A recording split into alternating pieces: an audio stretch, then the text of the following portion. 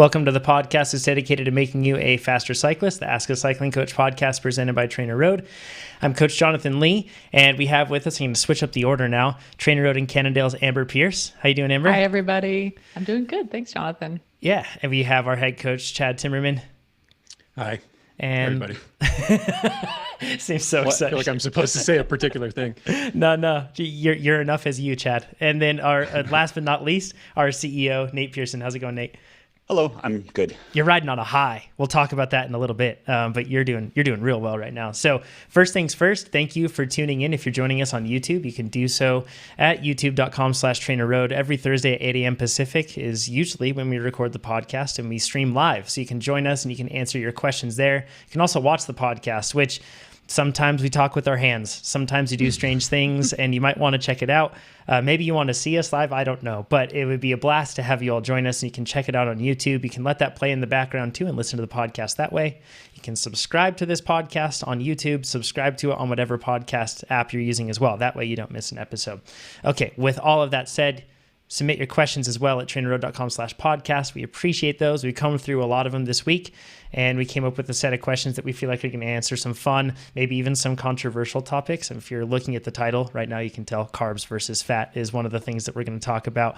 Not quite a cage match, but we'll go into things here and get into some science. Okay, we talked last week about, or 2 weeks ago now, about Instagram contest that I wanted to have with folks using the hashtag #GetFasterOutside.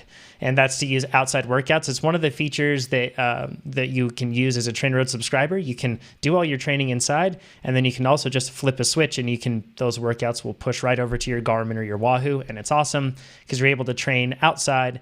And we have tons of articles on how to make the experience even better, optimizing your Garmin, finding the best routes, all that stuff. But with all that said, I wanted to share a quick testimonial on that and then announce the two winners because we've had 2 weeks now because of last week's special episode from that one. So first things first, this is from Janelle. And she says, I did Antelope +4 outside on Sunday on my Garmin and had the best experience. I picked a nice long hill and just repeated it. The process was smooth and super easy for me to follow. And that's a really good approach, is to find, like, consistency is more important than saying, like, I need to find a 1 minute climb for my 1 minute intervals. Many times you can just do that 1 minute effort on anything consistent. So that can make it a little bit easier. She said, I had a pretty rough day at home with lots of on the go between family and home items. And what I appreciated the most was that the workout just told me what I had to do. I got an incredible workout without really having to make decisions or thinking too much. Hence, it was a hard effort, but somehow relaxing on my mind. So thanks for the great product. So that's awesome. Thanks, Janelle, for using that. That decision fatigue becomes real when you're dealing with kids and all the many other things that go on in life. So two winners that we want to announce from the contest. And all you have to do is just take a picture of your ride that you're doing when you're doing your outside workouts with TrainerRoad, and then upload it to Instagram with the hashtag #GetFasterOutside. And then we will always be paying attention to those and checking them out and encouraging you and cheering you on. And this week we have two winners, and we'll pick a new one for the next week as well. First one is from, and I hope that this is, we're dealing with usernames here, so I hope this is how you say your name. I apologize if not, but Ty AC. Or Tyasi, I'm not sure. And so we'll reach out to you on Instagram, and congratulations on that. We'll be sending you some TrainerRoad swag, as well as Phil Cook. So look in your DMs. We'll be sliding in there with some questions about your shipping addresses, so that we can send you some cool stuff. Pretty exciting stuff. The swag is none of us have any of it on right now, I don't think. Amber maybe has a t-shirt on, I can't tell, but there we go. Nate's got the mug. Yep, Amber's got the shirt. Amber's hair not included with the shirt. But yep, mugs and some awesome stuff. Super exclusive. Like, only employees and maybe a handful of like podcast guests really have this sort of swag. So pretty cool stuff. And then the next thing before we get into some interesting stuff from the ramp test is the Successful Athletes podcast. We had an episode that went up this week. It's been a huge hit and people are loving it. And you can subscribe to that podcast. Just search for Successful Athletes podcast on whatever podcast app you use, or you can look in the description on this YouTube video or in the podcast that you find here. It was with Zach Josie, and he is an athlete with dwarfism, and it's about all the different things that he has done to overcome dwarfism, but above all, his perspective on training. So he has a rare form of dwarfism where, and you'll find out more about this in the podcast, but he has a rare form of dwarfism where his limbs or his torso is more or less regular length, but his limbs themselves are disproportionately small. So you can imagine how difficult that would be when you're talking about triathlon, not only the bike fit side of things, but then also the technique side of things on running and swimming. And he went through all of that, but like the most impressive thing is his attitude and dedication toward training, and how he doesn't see himself as exceptional, I would say. He just sees himself, or he sees his path as his path, and he just knocks things down. It's super impressive. Gets up at 3 a.m. every day to train and gets it done. So then he can go through and do everything that he needs to, goes to bed early to be able to do that. That's his path, and he does it. So each one of us has some sort of unique path and challenge everything else, and it's super motivating to hear that one. And we have another one coming up for you next week. These are published on Mondays with David Curtis. He's an athlete from Leadville, Colorado that had never done Leadville, never even thought about racing a mountain bike before.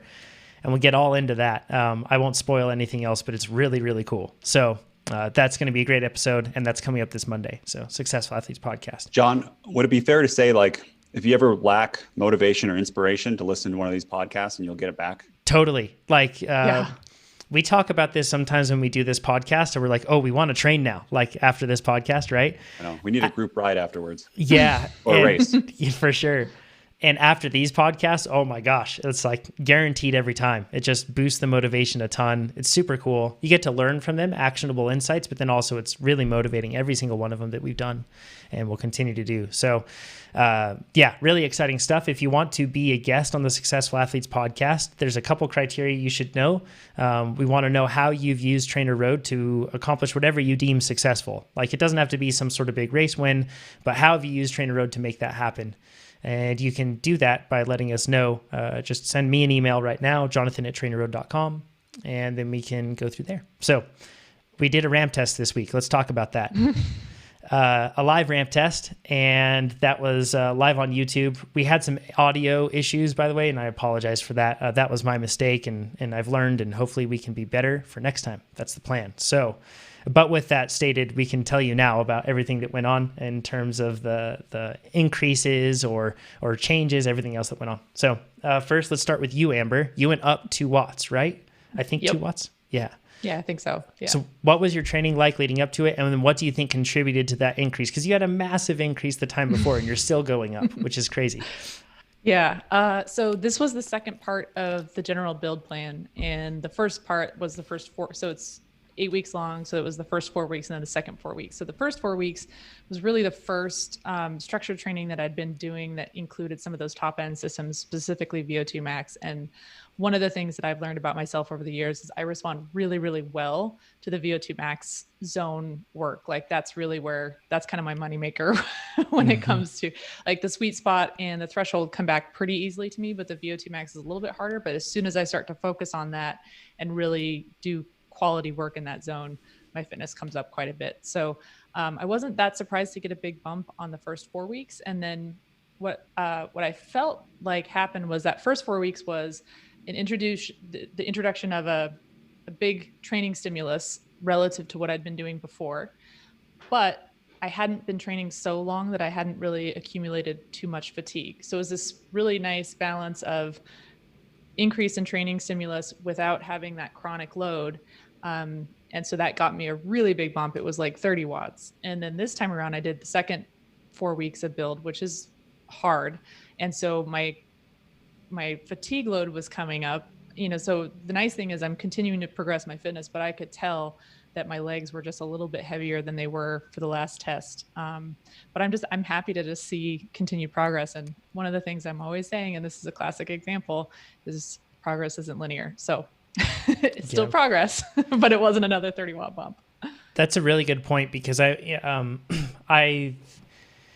noticed that I respond differently. My FTP will go up with different sorts of training and different amounts of training. If I've done that for an extended period of time, it will go up in different ways. But if I'm following the plan that's set for my goals, I'll be closer to the athlete I should become as a result of that plan, right? And that's the important thing. So while it'd be amazing if we could just every time we test go up 25 watts, right? That would be great. But it doesn't mean that you aren't becoming the athlete that you're supposed to become, right? As a result of your plan, I should say. So Exactly. So I know that I'm going to continue to build that fatigue, that kind of chronic load.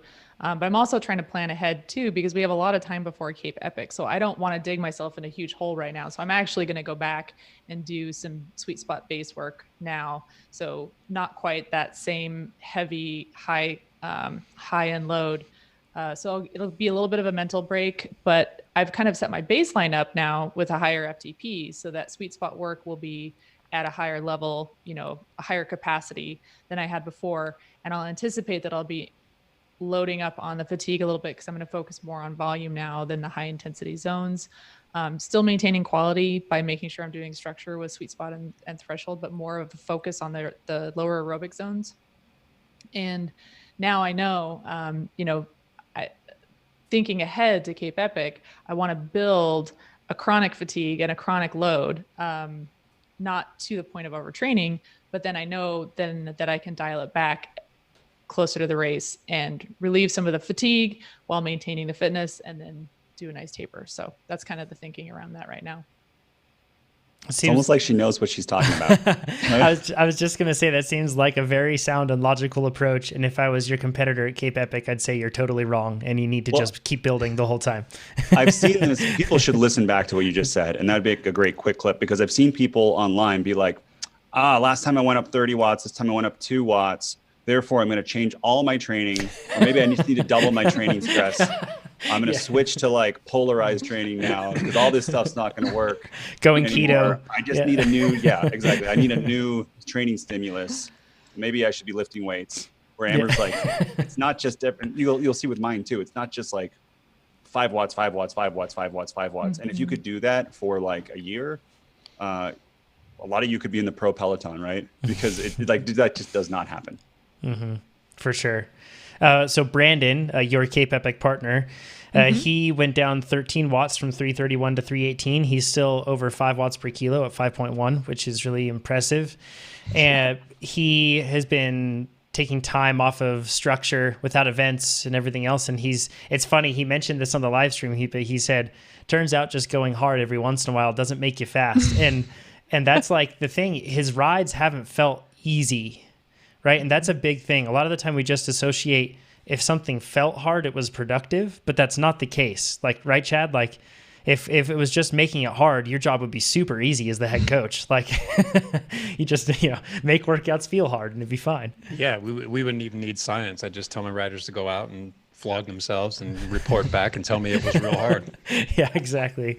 But we do that. We're really guilty of that, us athletes, a lot of the time. And there is a time and place for it, because, and I'll explain this in a bit, but we're guilty many times of doing going out and chasing neighborhood comms and kind of falling into that rhythm, which is totally fine. Like that, Brandon mentioned that this is kind of a good necessary break for him, because he's built up to where his peak is. And since he doesn't have any goal events, that's more or less what he's doing. And he's planning on resetting after this and going through, kind of like you, Amber, going through a whole, base build specialty cycle, kind of going through that whole process. So that's his, that you need some downtime. But the problem arises when you start to associate that with being productive training. There's so much that goes into like properly structured training, and it does work. It's based on science, right? So it does make you faster. And even though both of them feel hard, it doesn't necessarily, hard doesn't mean you're getting faster. So good thing to remember.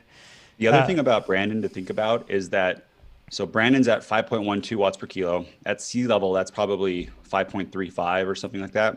So he's almost 1.5 watts per kilo at the moment higher than Amber. And if Amber comes in at 5 watts per kilo, she should go back to be pro. You probably win a world championship.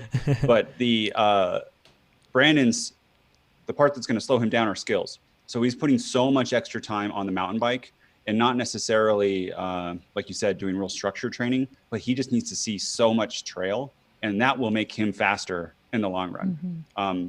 I've been guilty of that, of doing too much structure training and not enough like skills work in cross, crit, and mountain bike. But then when you do it, I swear it adds like an extra 0.5 watt per kilo in crits alone. Mm-hmm. And then on probably a mountain bike, it's even more. If you can descend well, if you can corner well, you can have energy or maintain energy in it.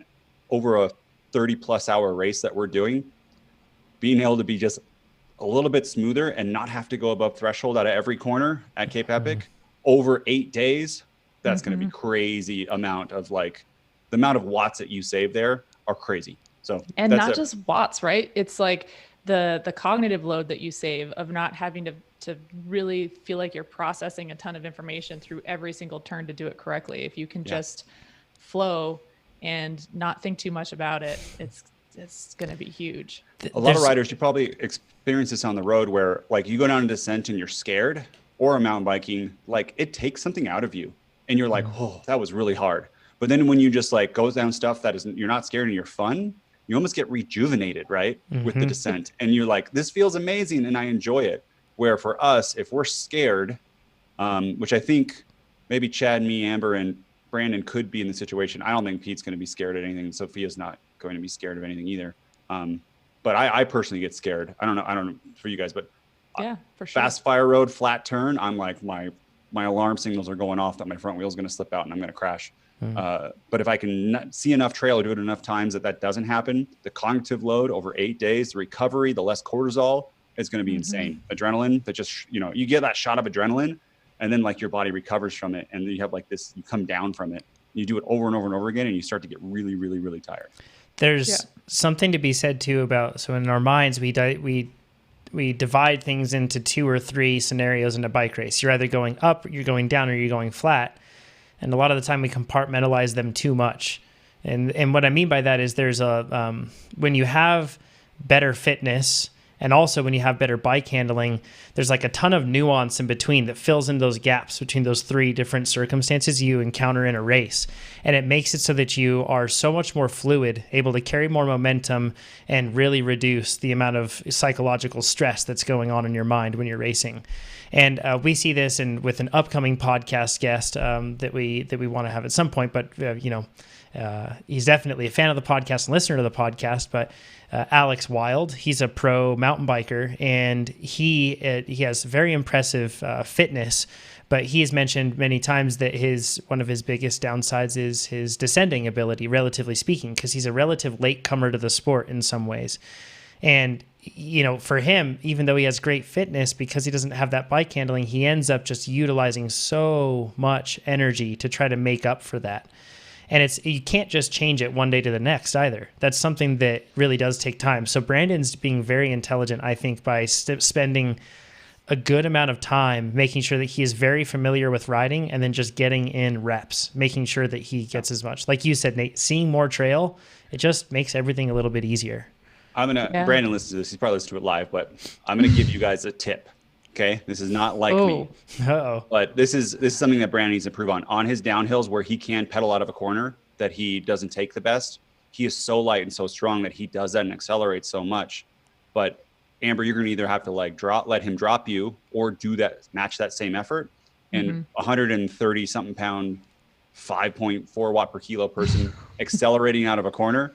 It's hard to match that. Like he is very quick on that. And I have gravity on my side though. Yeah, but that's great, but it's still that's great, but it could be. I mean, I'm just saying, if Brandon does that out of every corner for you, that could be hard, right? For you to catch up. Yeah. And I know you're making a joke, but yeah, I'm just saying. You're absolutely right. Yeah. And this is one of those kind of subtle things that you learn when you're used to working with teammates is, for example, if I'm racing a crit and I have a teammate on my wheel and I'm trying to protect her from the wind or put her in good position, every time we go through a corner, chances are, since I'm in front, I can take the corner a little bit faster. And it's always good to assume that the person on your wheel, if it's your teammate and you want them there, is going to have to accelerate a little bit out of that corner, maybe just a touch more than you do to stay on your wheel. So I used to always have this rule of thumb that coming out of the corner, I wouldn't really ramp up the speed. I'd give like 5 pedal strokes, just 5 pedal strokes, not soft pedaling, but just a little pause before you start to really accelerate out of the corner. And it can make all the difference in the world for your teammate, especially if your job is to actually make their lives easier. You don't want to make it harder on them out of every corner. That's a good point. Actually, Amber, we'll see where you're at, but you should probably lead on the descents because then you won't do that. And then Brandon won't be able to, if he messes it up, he can pedal back. But other than that, you can kind of govern your team. Cause 30, 33, 35 hours, That's a lot of riding in a week. It is. And, you know, one of the other points I just want to bring up, another way in which Brandon is being really smart. I think actually most of us are doing this too, but he's also keeping in mind being mentally fresh, right? So going out and doing some unstructured stuff, working on skills, it's a huge mental break right now. And we have 9 months ahead of us of training before this race. And so I think that, you know, it's nice to see where our FTPs are and the progress that we're making, but also keeping in mind that this is, you know, we need to settle in for the long haul here. And, you know, we have the potential to really burn ourselves out before getting to Cape Epic. And like you said, it's going to be a long week with a lot of work and a lot of cognitive load. And if you're feeling mentally burned out going into that, it's not going to be a good thing. So the last point I want to mention on this, I know we're diverging from the ramp test, but the accelerating out of every turn and doing so hard, a lot of the time you do that because you feel like you're behind. Behind what? Maybe behind your potential of where you should be riding. I don't know. But what happens is you come out of turns and you're actually, you do exceed 100% of kind of like your ability, so to speak. So you come out of that turn and you go really, really fast because you feel like you just bled a lot of speed. But it's really important when you're racing blind, which all of you will be. You won't have seen the courses. When you're racing blind, you don't come out of the turns at 100, 105%, anything like that, you know, going really hard. And I'm not talking about percentage of FTP. I'm talking about the sort of pace that you should be riding at. And the reason you can go over 100 is because you have to use brakes, right? And if you have to use brakes like that, then chances are, you know, you're probably going a little above it. When I'm riding a fresh trail or when I'm riding a long trail and I'm trying to set a fast time, I make it a goal to come into turns and to come in smooth, but not pin it coming out of them. And you start to get into this rhythm where you're braking less, you have more time to look ahead, you're not as panicked, you're not breathing as hard, and it's a much better way to do it. If you ride all of Cape Epic at a goal of being, you know, like 85% through those turns and through those blind sections that are tricky, you're going to be way faster than if you're trying to ride at 100, because then you end up jamming on your brakes. When you jam on your brakes, you create dust for your partner. Your partner can't see, and you're throwing bad lines for your partner. Or if you're following, then you jam on your brakes, then you've lost all your momentum, and then you do have to accelerate back up. But if you didn't jam on your brakes, if you're just going a little bit easier, you'd have smoother lines. And that helps a ton. It's just a big change. John, that was too good of advice. Tucker, could you cut that out so Brandon can't hear it? Too late. He already heard it. I think that's my fastest times on longer trails like that are always like that, but it doesn't feel as fast. And that's the tricky part. It feels slower, but it is faster. So it's something to keep in mind. But it's smooth as fast, John. That's it. If you ain't first, you're last. Other pearls of wisdom from Ricky Bobby. So, Chad, your test and my test, actually, both of us, we both had throwaway tests, eh? Yeah.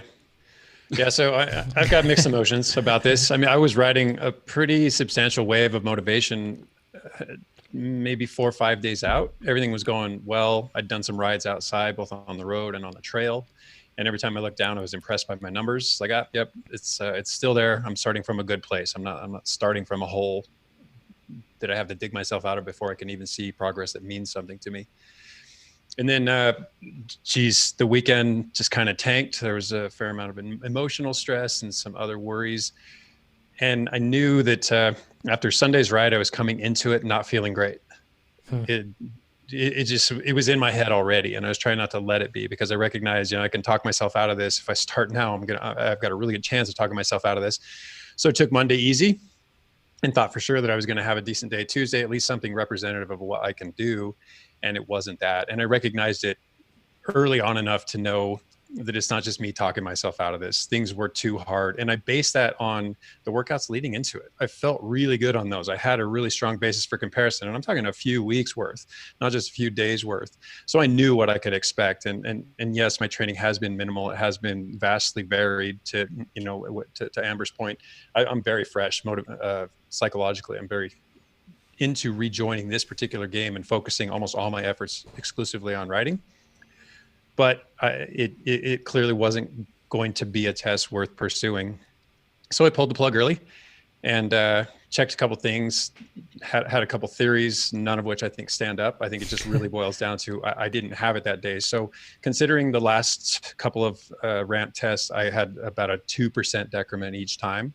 I knocked off 2%, and I'm just going to set my threshold there. I don't need to redo it. I know what it feels like. I've done a sweet spot workout. I'm doing a 90-minute one today. I'll see what that feels like. But I feel like I'm starting in the place that I need to start at based on, I mean, seriously, years, decades even of experience. Of all the people in the world who know what this should feel like, I would say you're one of the top. Yeah. I've done my fair share of sweet spot on a trainer. That is But true. that's a really good point, is that like you don't need to live and die by the ramp test. And especially, I think we should segue to John, but mental stress, and Amber talks about this all the time. Bad stuff happens. You have a bad night's sleep, and you have a bad test, but like, and you can do workouts. Really, the best part is, can you do the workouts afterwards? And it goes both ways. Well, see, and that's true. And even directly afterwards, because right after that, I felt like I didn't even complete my ramp test. So I'm just going to hop on the bike for an hour of lazy mountain, which is quite literally the easiest hour workout we have in the entire catalog.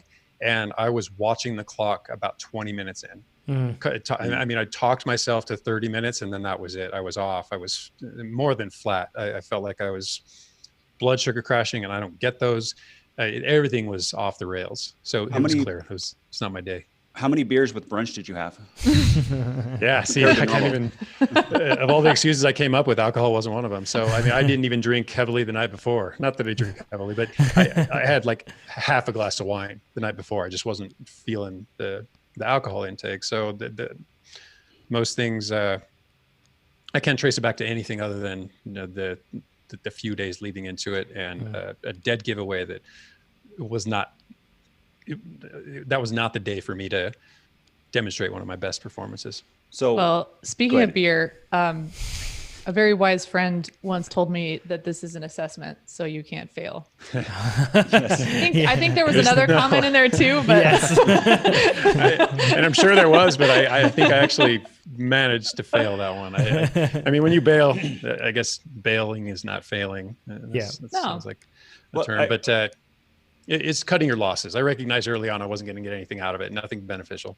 So for advice for everyone else who this does happen to people, would be, if you have a lot of experience and you really know, and like, you know what it feels like to do 0.85 IF for an hour, 0.85 IF for 2 hours, and you could just do your workouts and then self-adjust FTP. We've talked about this before. You can even self-adjust and never do a ramp test if you're very experienced.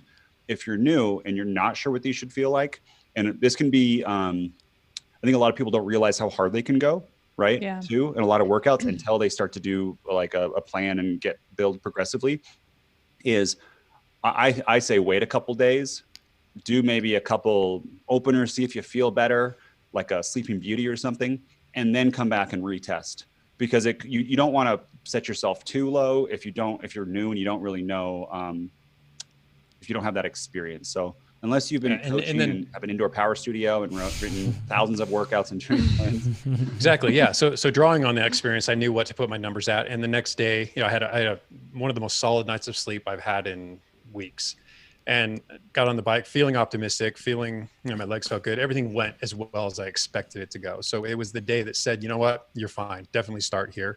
And I could be arguably biting off more than I can chew from an outsider's perspective, in that I'm jumping into sweet spot based high volume, which, do as I say, not as I do sort of mentality going here. But honestly, if I look at the weekly stress I've been tallying over the course, or when I look at my running, my lifting, which has been highly metabolic over the last several weeks, and the riding that I have woven into it, and now I'm going to focus almost exclusively on riding, I don't think it's going to be that big of a nudge up in stress. So I think in terms of overall stress, this is going to be pretty similar with what my body is accommodating right now.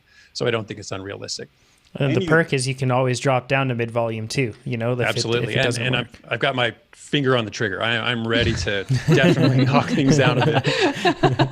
Chad's also has years of racing at a high level and lots of stress. So it's not like he's coming from nothing to that. It'll be kind of like Amber, except probably not as an aggressive like return that Amber had, but kind of a, not so much cycling stress, reduce some of the other stuff. His body his nuclei are ready. They're like, let's get big legs again. And Chad's got this doesn't matter, but giant legs. Giants. So I don't know if I can say that as your like Yeah. CEO, but Hopefully that's so okay. can we go to you, Jonathan? Because I want to talk about Sure. mental stress. Yeah. Because you had the moving, you moved to a different house. Mhm. You're actually staying at 6,200 feet at Lake Tahoe, which I think we're all jealous. And we're like, why don't we all live up there? Yeah, Let's just not move the moving there office up. long term, but we had a month like where we had to bridge basically between when we sold our new house and got the new house. So we're up there for a month. Really happy and grateful, and it's awesome. Yeah, it's really great. But the elevation absolutely is something that, and if you look at it, should probably be affecting me about at peak time, so to speak, right now, which is kind of getting around to when you're dealing with like the what is it, 5 days up to 2 weeks. That's kind of like the period where you're usually going to have some sort of decrement where you actually recognize it in your performance, something like that. So perhaps that was really there. But this is a good example. So I had a test where I was executing the live stream at the same time, and everything just like did not work literally 1 minute before. So I was like, oh gosh, panic. And then I had to kind of fix it. And obviously I didn't get it all the way fixed. And this is really akin to a lot of us that have, maybe it's something at work, and something at work is going awry, but you have your scheduled workout and everyone's messaging you and being like, hey, like this needs to be fixed. This needs to be fixed. And you just can't pull your head out of that out of that space and just place it directly into the workout space. Maybe it's kids running around like crazy. Maybe it's a totally different training environment, something like that. And it's really tough to be able to do that. Because one thing that I don't know if we probably should talk about a bit more with the ramp test is it's very mentally hard to extract everything out of yourself for a test. Like that. There's the physical side of it, but then there's the mental side of it too. And you have to be prepared at that. And that's really, I think, one of the biggest things, especially with the ramp test, since pacing isn't part of the equation like it is with any sort of steady state test. I think this is what you get good at with testing, like how you get better at it, is learning to rise to that occasion and learning to be able to fully empty the tank. And that takes a lot of mental energy. And if you're distracted for one reason or another, it can be really tough to do it. So kind of like what Chad said, with every pedal stroke, instead of thinking about what I was doing, all I was thinking about was like, it's not working. Everything's breaking. Everything's falling apart. It's every workout, not just the ramp test. Yeah. This used to get me all the time. And in my email, they're not listening, but there's certain people who I am not fans of who, will email me stuff, not any users or anything like that. And I have that filtered to a separate email box. So it used to affect me at night just going to sleep because it would go to my watch and I'd see it. So I believe there's like this idea of like going towards the pain and built to last, they talk about like the best leaders, you have to confront all the negative stuff too. But the last thing I want to do, so I look at all negative stuff all the time, but I don't want to look at that right before ramp test. And I've done it before, right? Like you read a bug report and you're like, oh, man, we should have done this differently. And you think about that and you get into the workout and the workout just got 10 watts harder just because you read something right before, which is no fun. The opposite, you listen to one of those podcasts, you watch Justin Rossi, The Chase on ours. Yeah. And then you just gained, like it just went down 10 watts, right? The motivation completely flips. And it just goes to show how much of it is mental with what we do with the perceived effort. And like both Chad and your physiologies did not change as much as your ramp test showed, right? You didn't suddenly lose like 60 watts or whatever you guys did. Yeah, not at all. Overnight, like from like 2 days before. And then the next day you were fine again. I did like yesterday I knocked out one of the, like it's one of the harder workouts in the catalog, Xalibu +4, right? And was able to knock that one out at elevation. So this is a really good point. If you have a test where you feel like that test just doesn't represent what I feel like is reality, sure, there's the side of us that always like is the critic inside, like the self-critic that's like, sure, you always say your power meter doesn't read right. But at the same time, don't discredit yourself. You probably know yourself pretty well. So if you have a situation like that where you don't feel like it's representative, remember that this is a benchmark assessment that gives you a suggestion, and you can go back and you can do it on a fresher day. And if you had a bad day, it's okay to have a bad day. All of us do have bad days, and a bad day may be a normal day otherwise, but for testing, it can be a bad day, right? So it's just important to remember that. I think I might watch the chase a little bit. And if you haven't seen the chase, it's our most popular video. It's got like over 1 million views. Watch that. That is the most motivating video, I think, in cycling. And I know we made it, but personally, but another thing too, at work, if you can wrap something up before your workout. Oh my God. And it's like good. You're like, blah, blah, blah, commit. And it's awesome. Yes. And it goes and all the green lights go up and you're like, I did something today. And then you're like, now I got free time to go do a workout. That is also like puts you in the right headspace. You're ready to go fire. It's awesome. And then even better, if you can then do a group workout where you join people and then they're pumped too. And you get in, you're like, hey, I haven't seen you. This is fun. That is also another level of stoke that you get that just reduces the RPE. That makes everything easier, which I like. That makes, you can be long-term. When we talk about, Amber talks about long-term fatigue and stuff, it's less, I think, TSS and more mental. Because if your whole life is organized in a way that you're having this positive feedback and you're not getting, discouraged and you don't have all this life stress, the same TSS will feel a lot easier than the opposite. You have a really hard life, you got all the COVID stuff, you're taking care of kids. But if you can maintain, and that makes it really hard to then stay on the boat, both with nutrition and with training. But if you're on the other side and it's all easy, it's not that big of a deal. And they all interrelate and stuff. But I think we probably, I know I don't focus on the mental side enough to get a benefit for the fitness side. Totally. You think sometimes people think, oh, if my fitness goes up, I'll be happy. Really, if you're happy, your fitness will go up. Yeah. You can't separate the two. They're linked. We're a complex thing, us humans. So Pete went up 18 watts from 349 to 367, and he's up to 4.24 watts per kilogram. Now he went down quite a lot on the previous test because he was really sick for quite a while and then, started coming back from that. But also it's worth saying that he had a really hard crash, like a hard enough crash on his mountain bike that it broke his full face helmet, broke the front of it. And he's really banged up and sore, even though he said that he wants to go ride the trail on Saturday morning again. So, but he's really banged up. So he may have even done better than that. So kudos, Pete. He's pretty close. Oh yeah, sorry, go ahead. So he was 355 before, just so everyone knows, or 356 or something. What was he? Or 360. So he got before being sick. So I'd say like a 10 watt boost in 8 weeks. Yeah. That's good, especially at Pete's level. Yes, very good. And he was close to you, but Nate, you had an awesome, you've put in a lot of work. You've had a broken rib, and you took time off for that. But you still ended up, I'll let you say what the results were, but super impressive. I want to talk about linear progression because of what Amber said. And if you look at like last year when I was winning those bike races and I upgraded to Cat 2, I was a 330 FTP.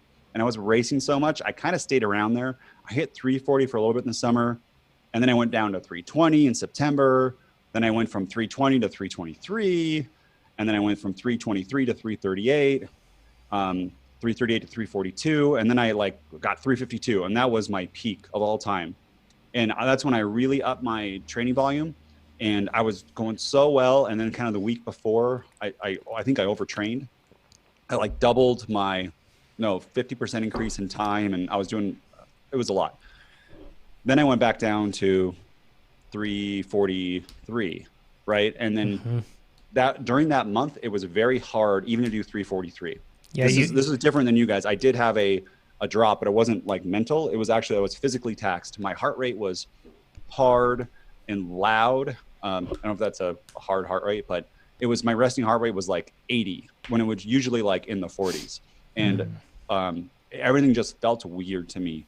Took me a month. I had a recovery week. Almost the last day of that recovery week, I broke my rib mountain biking. It's I took 10 more days off. And then I came back to it. First workout was very hard. And then things started to feel easier. And I actually felt fresh and my legs stopped to hurt, which was cool. And I got 2 weeks of high volume century, which I really like that plan for me doing over-unders. That's what I really respond well to. So the ramp test, super motivated because I missed the last ramp test and Amber made me scared. So I went from 343 to 371, which that's a big increase for me. And that's a high.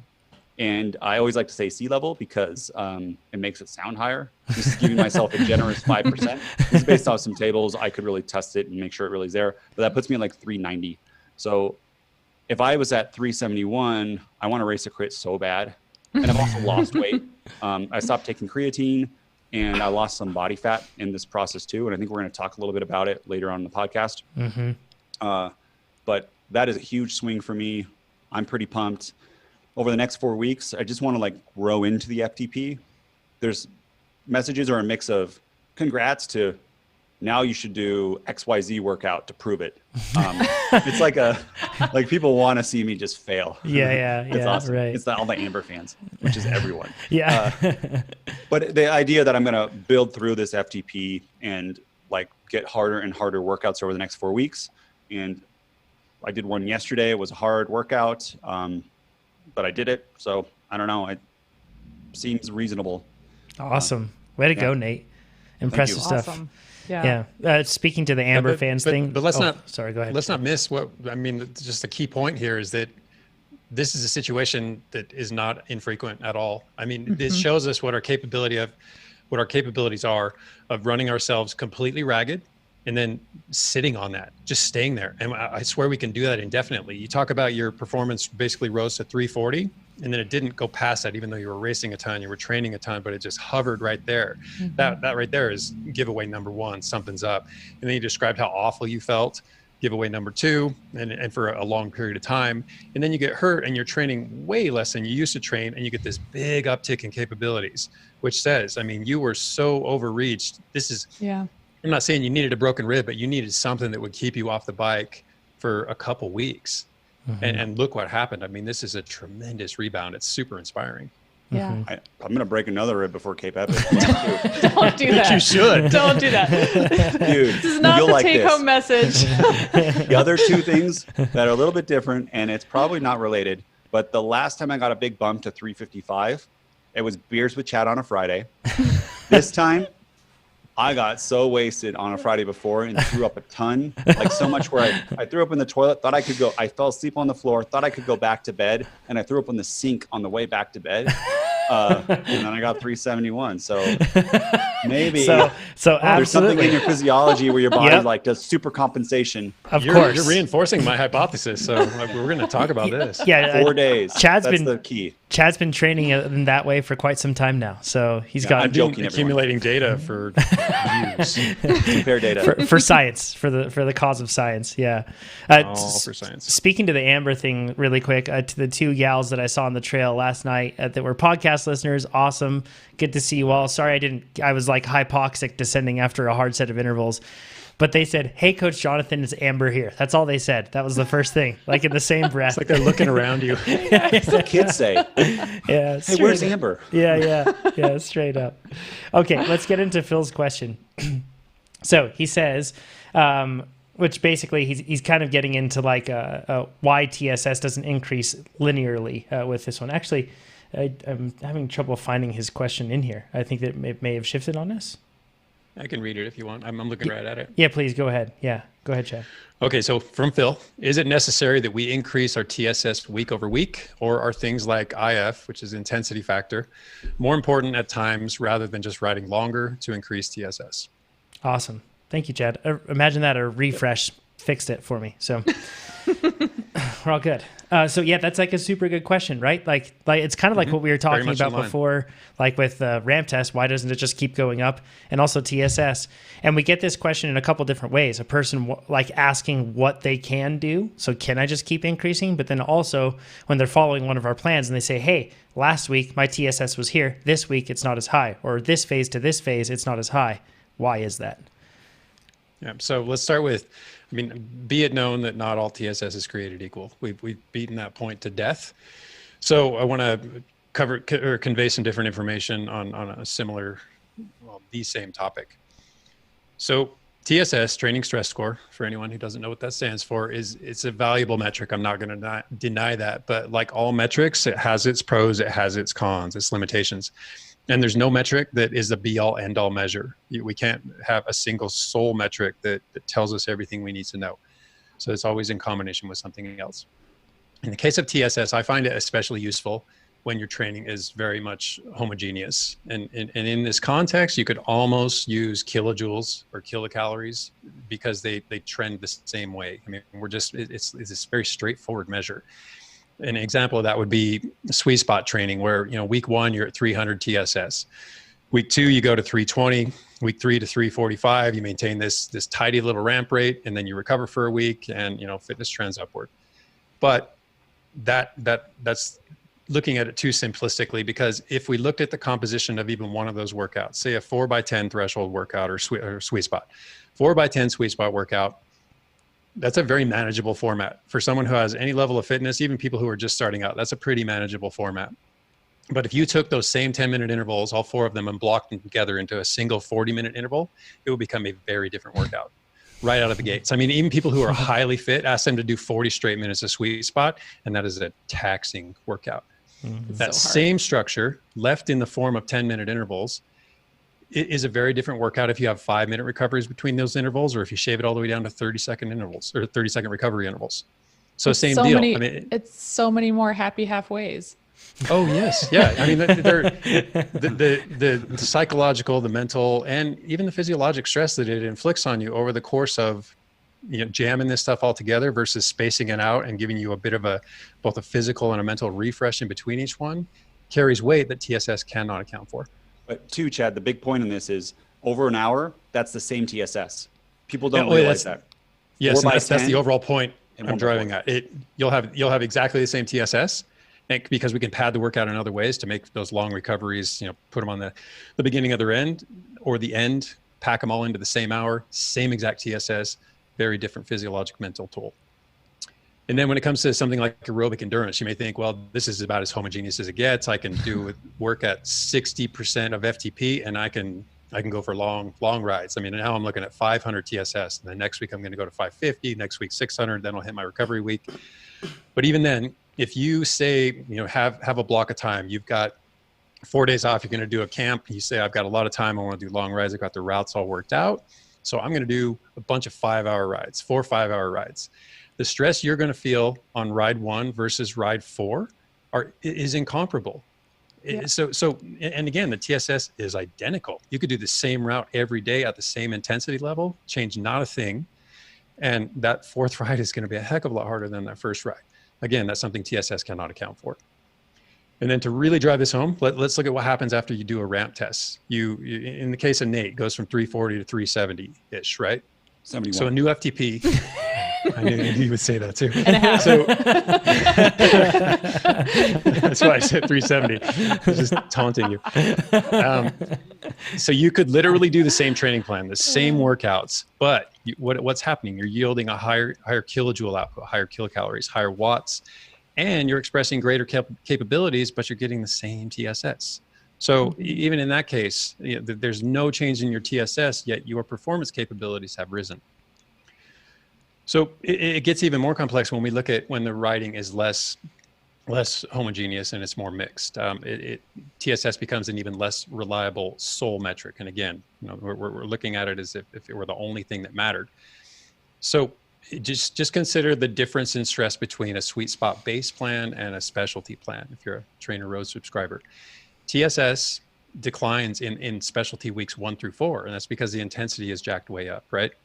So your performance capabilities are actually greater, even though the TSS is lower, relative to or compared to base and build. And then TSS declines even further in the weeks 5 through 8, because now you're tapering and sharpening. Your performance capabilities rise even higher because you're shedding fatigue. You're allowing yourself to express the fitness that's there, but it's buried under this layer or layers of fatigue. So through the phases, things like intensity factor and duration and your rating of perceived exertion and a number of other things all start to matter more and more due to specificity, because we're getting, we're trying to as closely emulate the demands of what you're going to face when it really matters. But even then, you have to remind yourself that metrics are tools, and TSS is one such tool, and it's a tool that's really good at helping us quantify stress. But again, that's all it does. And it doesn't even do that in all contexts. I mean, sometimes simply growing stress is all that we need to get faster. Sometimes it is actually that simple. But even in that case, and in all cases, the real aim is to grow specific capabilities. improve our performance capabilities. See to it that on the day you're capable, regardless of what happens on the day, the capabilities are there. And if you can figure out how to apply them, they're ready and waiting. And to restate that, the real aim is to progress through relevant energy systems. I mean, we're trying to achieve physiologic change here. This leads to specific and contextually ideal performance enhancements. You're now better at the very thing you need to be better at. And again, TSS alone, I should say, can't capture that. It can't get you there. So really what the takeaway is that TSS on its own, it can't account for all the things that we can improve. Again, it's simply a measure of stress, and adaptation is the objective, but performance improvement is the goal. So we need to measure our progress by moving through basically tougher versions of workouts that tax particular relevant energy systems. It's that simple. Yeah, I feel like there's a temptation that all of us feel to try to oversimplify our training, and TSS is a really easy way to do that. And I'm saying psychologically, right? Because it just seems like this is the overall summary of what I've done, so I'll just live by that summary. But there is nuance in there, and if we do that, we definitely have risk. It's there. So if you recognize yourself having this sort of temptation, training doesn't have to be complex. Looking deeper than just overall TSS isn't necessarily complex. It's pretty simple, especially if you're, this is why writing plans and writing training plans that are productive and everything else is so hard. Like, it takes a lot. So if you have a plan that's in place that you're following that you can rely on, then it really does help so much. It helps take a lot of this, I guess, the extra mental stress that you may be having just from trying to figure it all out. It removes it. So, and this also comes with a big caveat where we see a lot of folks, they'll talk about, hey, can I sub the weekend workout for, this outdoor ride? And you totally can. Absolutely. Just remember the other discussions that we've talked about already about structure versus non-structure and the benefits that you'll get. But assimilating, especially anything that's like a non-structured ride, if you're mountain biking or if you're doing a group ride, stuff that tends to be a bit spiky and hard in those efforts, don't just look at TSS to try to say, oh, okay, well, that ride was the same TSS as what I would have done when I was doing that, tempo workout that was going to be 2 hours long. Just know that chances are your body is not going to have taken on the same strain, and as a result, it's going to need a bit more rest or some sort of change moving forward. Otherwise, you can put yourself in a hole pretty easily. So Go ahead. Oh yeah, go ahead, Nate. Sorry. I'll go quick. Maybe I won't. This is, we've all experienced this where we're in sweet spot base or something. When you have a progression of long sweet spot intervals, then you miss 1 or 2 outside rides and you go from 12 minutes to a 30-minute, and you try to do that 30-minute, and you're like, but I was doing more TSS. This should be easier. And you're like, oh no, I need to drop back and go 10 to 12 to 15 to 20 to 30. And then it's not so hard actually. But if you skip it, even to what John said, it is darn near impossible. And I like to think about it like weight training, where you're like, yeah, but I moved my couch all day, so I probably did gain strength because it was hard. Where really, if you add that 2.5 pounds per week or something, there's more likely an easier progression than to lift some weight, move a bunch of couches, and then be like, I'm just going to add 20 pounds, and then you get crushed by it. And that can happen. So that is a super good example, and it seems ludicrous to think that a person following a structured gym routine where they're building up based off of a 1 rep max and going through that whole process to I feel like none of them would be like, yeah, well, I'm just going to go lift couches for the day and it'll be the same thing. They wouldn't think that, but us cyclists are terrible at that. We're like, I'm just going to go do this and it'll be the same, but it's not. Because they get tired, right? You're like, oh, but I got really tired and I was so sore from it. So therefore I must be getting an increase in the specificity of holding this wattage for a longer time. And you aren't. Right. Yeah. Right. Yeah. I just wanted to touch on, I think as a tool, one of the things that TSS is really good for is making sure that you're not ramping up too quickly. I think that that's a really good way of using it, and it's not necessarily a metric of your fitness, or like Chad was saying, it's not necessarily a metric of your capacity. So if your goal is to continue to increase your fitness and your performance, it doesn't mean that you need to continue increasing TSS. We've made that point pretty clear, I think. But I think a good way to use this tool is to make sure that your ramp, let's say from week to week, and this is the way our plans are structured, that you're going to have a gradual increase and not jack yourself up too quickly. And we've talked before, increasing too quickly and unsustainably can lead to overreaching, overtraining. But it also, even if you don't go that far, the fitness that you gain from that is what Chad likes to call brittle fitness, right? It's not necessarily going to last long or be sustainable. So I think that a really, really good way to use TSS, where it is actually a really useful tool, is looking at how you're ramping up your total training load from week to week. That's a great point. Really good point, Amber. It's like a speed limit, so to speak. Yeah. Yeah, exactly. Let's get into Scott's question. He says, I've been hearing a lot of, and he says in quotes here, bro science, as it relates to nutrition on the bike lately. I've been hearing it a long time, not just lately. I think all of us have, right? Because bro science has always existed and always will. Okay. You got to confuse the body. Yeah, we should probably clarify bro science, because I'm thinking of people that may, English may not be their first language, so it may be a strange sort of thing here. But conventional wisdom, usually in the gym, that is passed down, that does not have a basis in actual science, but sounds reasonable. Yes. That's bro science. That was, thank you, Webster. That was very impressive, Nate. You're welcome. Yeah. Do you have that written down? Like taped on your monitor? Nate's like, I just know it because I say it. I have my life against bro science. That's it. Yep. Okay, so Scott says he's been hearing a lot of bro science in the bike space lately, and he says specifically when it comes to using gels early on longer rides. The bro science says you are doomed if you take gels too early, as it spikes the sugar in the blood, and it's not possible to then sustain this for the duration of the ride. It doesn't make sense to me that taking a gel early would then cut other energy sources off for the remainder of the ride. I get that the gel's energy will be broken down and utilized more quickly. Can you help sort this out? So we're going to dive deep, I think, on this one, right, Chad? Mm-hmm. Yeah, so Scott, you've already got it worked out. I highlighted your comments. It's not possible then to sustain this for the duration of the ride. Well, it clearly is. And it doesn't make sense to me that taking a gel early would then cut other energy sources off for the remainder of the ride. Well, it doesn't make sense to you because it doesn't make sense at all. So I think next time you're confronted with bro science, I want you to do me a favor. I want you to do the world a favor and ask this person where he, she, where they are getting their information, because that could probably save Facebook. you from suffering this ride thinking you're doing it all wrong, because you're not, and they don't know what they're talking about. And maybe they do. Maybe there's some new emerging science, in which case you can share that with us and it can steer the rest of this conversation.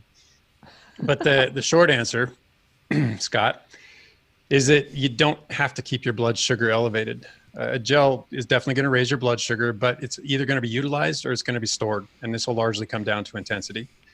It will not lock you into needing to perpetuate that high blood sugar for the rest of your long ride. That's not how the body works.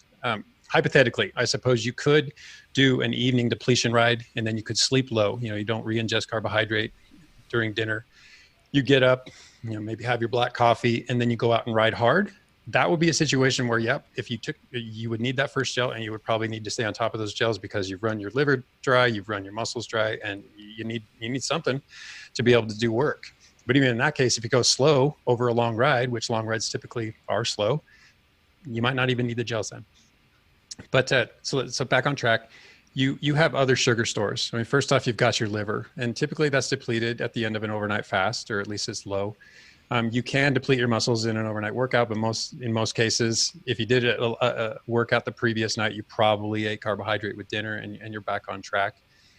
And then you probably ate breakfast. So you're coming into this probably maybe not loaded to the gills, but definitely loaded to the point where a gel's not going to be a make or break sort of situation. And then on top of it, fat is going to predominantly fuel the work at any lower intensities. So even if you do take a gel and it's a easy ride, once that gel has been utilized or packed away, you're going to go back to metabolizing fat. So yes, carbohydrate ingestion will diminish fat's contribution, and it only does so temporarily, and it only does so to degrees. And again, this is intensity dependent, because rides like a long, slow distance don't require much or any exogenous or eaten carbohydrate. Heavy efforts do. It's really quite that simple. And I know I made the mistake of saying that lipolysis or glycogen ingestion or glucose ingestion, having a bit of carbohydrate shuts off lipolysis. And I definitely should not have used language that strong. I'm not sure lipolysis ever shuts off entirely. It's always running to some degree, but it does affect it. So glucose in the system will affect lipolysis, and lipolysis is just the breakdown of fatty acids so that you can use the fat for fuel. It will affect that, and it'll impact it negatively in whatever term. I mean, if it's just a gel, it's not going to be that long. So that's the short answer. So the long answer is not necessarily just an answer to that, but it's a lot of information that I've already known, and then a lot that I looked into over the course of researching this, various aspects of this, because man, during the planning meeting, we had so many questions and so many offshoots of this. Seriously, we could make an entire podcast out of this question alone. So I tried to dial it back, figure out a couple things that I think if you have a better understanding of it, these won't be questions where you're baffled over the course of that ride. You might be able to start to formulate your own conclusions and make sense of some idiocy that someone goes forth. No offense to whoever this rider is. I'm not Everybody on the group ride is an expert. Yeah, That's totally true. Sadly true. Yeah. Okay, so let's look at some science. The hormonal model of energy regulation. So when we talk about body composition or weight loss, we often put it either in terms of the caloric model or the hormonal model. And as anybody who's done any research on these matters knows, there's a ton of overlap between those two, and you can't extricate one from the other. Insulin. This is a buzzy term, and it's a very important hormone. And in this context, we're just going to look at one aspect of what insulin does. It is an energy storage hormone. Basically, it seeks to maintain normal blood glucose levels. It directs nutrients into storage depots, and thus it's an anabolic hormone. So it's pushing it's helping the liver create glycogen and store it. It's helping the muscle create glycogen and store it. Either way, it pushes it in there so that glycogen can be created. So it is a storage hormone, and it does in fact impair lipolysis, so the breakdown of fatty acids, in particular white adipose tissue, so our body fat. And the thing is the incoming food actually signals energy balance or energy abundance, and this suppresses that fat breakdown that I was just talking about, and it actually promotes fat storage. So it is true to a degree, but it's not an on-off switch. It's never binary. On the other side of that, on the other side of the hormonal model, there's leptin, and this is the satiety hormone. So the I'm full hormone, the satiation hormone, and it tells the central nervous system to decrease food intake. And it's stored in our fat. So the logic is, and the way it works is the more fat you have, the more surplus that exists, the stronger the message that the body is satiated, and we don't need any more nutrients taken in. And this is how it should work. And unfortunately, we can make ourselves insensitive to both the effects of insulin and the effects of leptin. There was a review back in 2007 by Duncan that talked about this relationship between leptin and insulin. And in this case, leptin actually impairs one form of insulin's ability to prevent this fat breakdown, which is counter to what you would think. Which I found particularly interesting, because the takeaway here is that this satiety hormone can actually prevent insulin from preventing fat metabolism, if that makes sense. It can actually make it work counter to what we expect it to do. Wow. And really, this is just evidence that some level of fat breakdown can occur even in the presence of insulin. And there's actually more evidence of that I'll talk about later. So the other question, maybe in the case of the gel, is that how long is my blood sugar or my insulin level going to stay elevated? And based on what I read, based on my understanding at this point in time, it seems like the insulin in the bloodstream basically lasts the duration of that elevated blood sugar, of that hyperglycemia. It also extends past it a little bit. So it's not like as soon as the blood sugar is cleared, the insulin goes down. There's still insulin in the bloodstream post reestablishment of your normal blood sugar, and it hangs on for a little while, which means the effects of insulin will also hang in there for a little while. So when you I just really want to clarify really quick. So when your blood sugar is high, that means there's the carbohydrate that you've ingested. It's now in the bloodstream, and the insulin is helping pull it out of the bloodstream and into tissues. Exactly. So I just want to clarify that. Awesome. Cool. Yep. Thanks. And feel free to interject anytime, because there's a lot of info here and I don't really want to run this into show. Okay. So the bummer of this is it's all subjective, just like anything else. It can be subjective on a lot of bases. One of which is that it's relative to the incoming dose of the carbohydrate and your carbohydrate sensitivity. And kind of along those lines, there's an article I guess it's a paper, is an opinion piece put forth by Phil Maffetone, who's both a clinician and an endurance coach, written a couple books. He has a very particular philosophy. And then Paul Lawson at he's at SPRINZ, which is the Sports Performance Research Institute in New Zealand, in Auckland. And he is a applied sports scientist and a physiologist, and one of the foremost experts on high intensity interval training. He and Martin Buchheit are really, those two guys alone could teach you pretty much everything you need to know when it comes to high intensity intervals.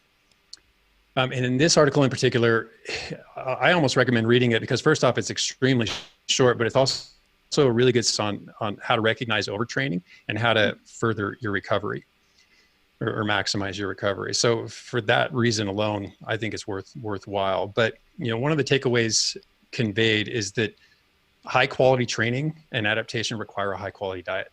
And it's really that simple. So you need healthy and natural carbohydrate. You need fat in place of these highly refined, high glycemic carbohydrates, which do, don't get me wrong, do have their place. But in terms of your overall diet scheme, not so much. And their stance is that insulin and leptin insensitivity, due to the poor diets that we practice, that we feel like we can get away with, affect us and make, even though we're seemingly, and we are fit, we're not healthy. So the idea here is that this only applies off the bike, but it also applies on the bike when you're working at low intensity. So you can actually kind of set the stage for metabolic disorder by going out and riding at 50 or 60% of threshold for hours on end and slamming gels the whole time. So there's probably a person that's popping into everybody's mind that they know that's like, that guy just eats donuts from the gas station every day and he's still really fast. Yeah. Brandon. Yeah. I saw it a lot in my indoor bike classes. I mean, these are hour-long workouts, and yes, they were high-intensity workouts, but people were coming into this at the end of the day. They'd had breakfast and lunch and probably a snack in the afternoon, and now they've got their Gatorade bottle and their gel to get through this hour-long workout, and they wonder why they're still overweight. I mean, and I could only feel sympathy for them and try to educate them, but at the time, I didn't have much better an understanding than they did. And a lot of the time it doesn't catch up to you. Like, right. It's not like, this is something that certain people you can probably get away with for a certain amount of time. But also when you talk about it, like you said, the high performance needs a high quality diet. And who's to say that they could not be better than what they currently are, right? That's the hard thing. You just don't know. Yeah.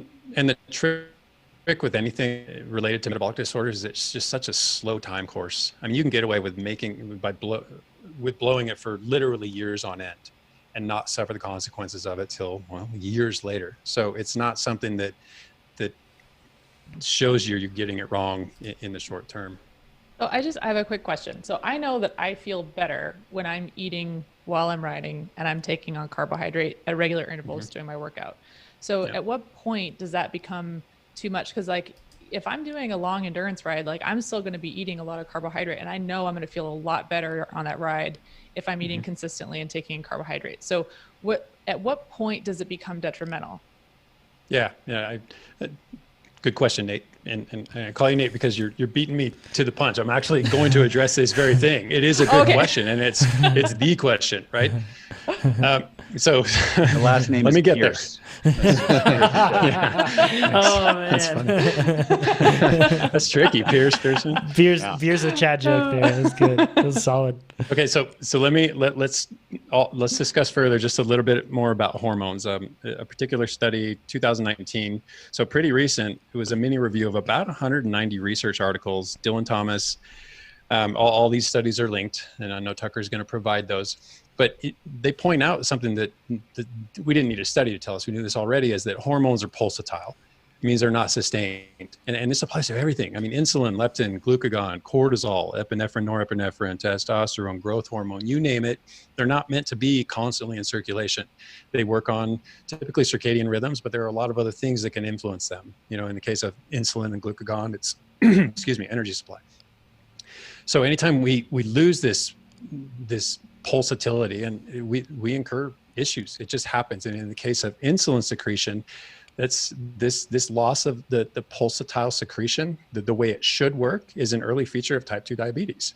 And this applies to endurance athletes too, sadly. Now, a little bit of a side note here is a term that I wasn't familiar with up until a couple of days ago, called glucose effectiveness. And basically, when insulin function is normal or healthy, glucose can stimulate its own uptake and its own suppression to a particular degree, its own Wow. production.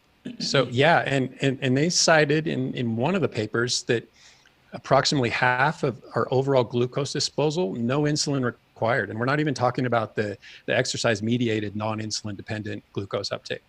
This So is like in glucose actually, sedentary, healthy people. it actually acts like its own hormone. Basically, yes. That's so cool. In this case, yeah, in this particular phenomenon. And then when you combine that with insulin secretion and insulin action, both of which, when they decline, lead to type 2 diabetes, these three physiological phenomena actually determine our glucose tolerance. And to your point, Amber, this particular tolerance is wide ranging. So it's calling it subjective seems lazy, but it changes based on a lot of different factors. And we've also recognized that it can be trained. This is something we can affect. So the point here is that even a gel might not have the same effect across ostensibly similar riders. I mean, there could be nothing different. So many things can compare, yet the way that rider processes glucose from a single 100 calorie, 25 gram gel could be vastly different. So then when we talk about the case of our fasting insulin levels, this too sheds light on just how complex this whole balance is. Because in this case, in the case of the insulin that's in your bloodstream, not postprandial, not after you've eaten, just when you're basically out of the bed in the morning or in between meals. Secretion, sensitivity, this glucose effectiveness I just talked about, and insulin clearance are all things that affect that balance, that ever-changing balance.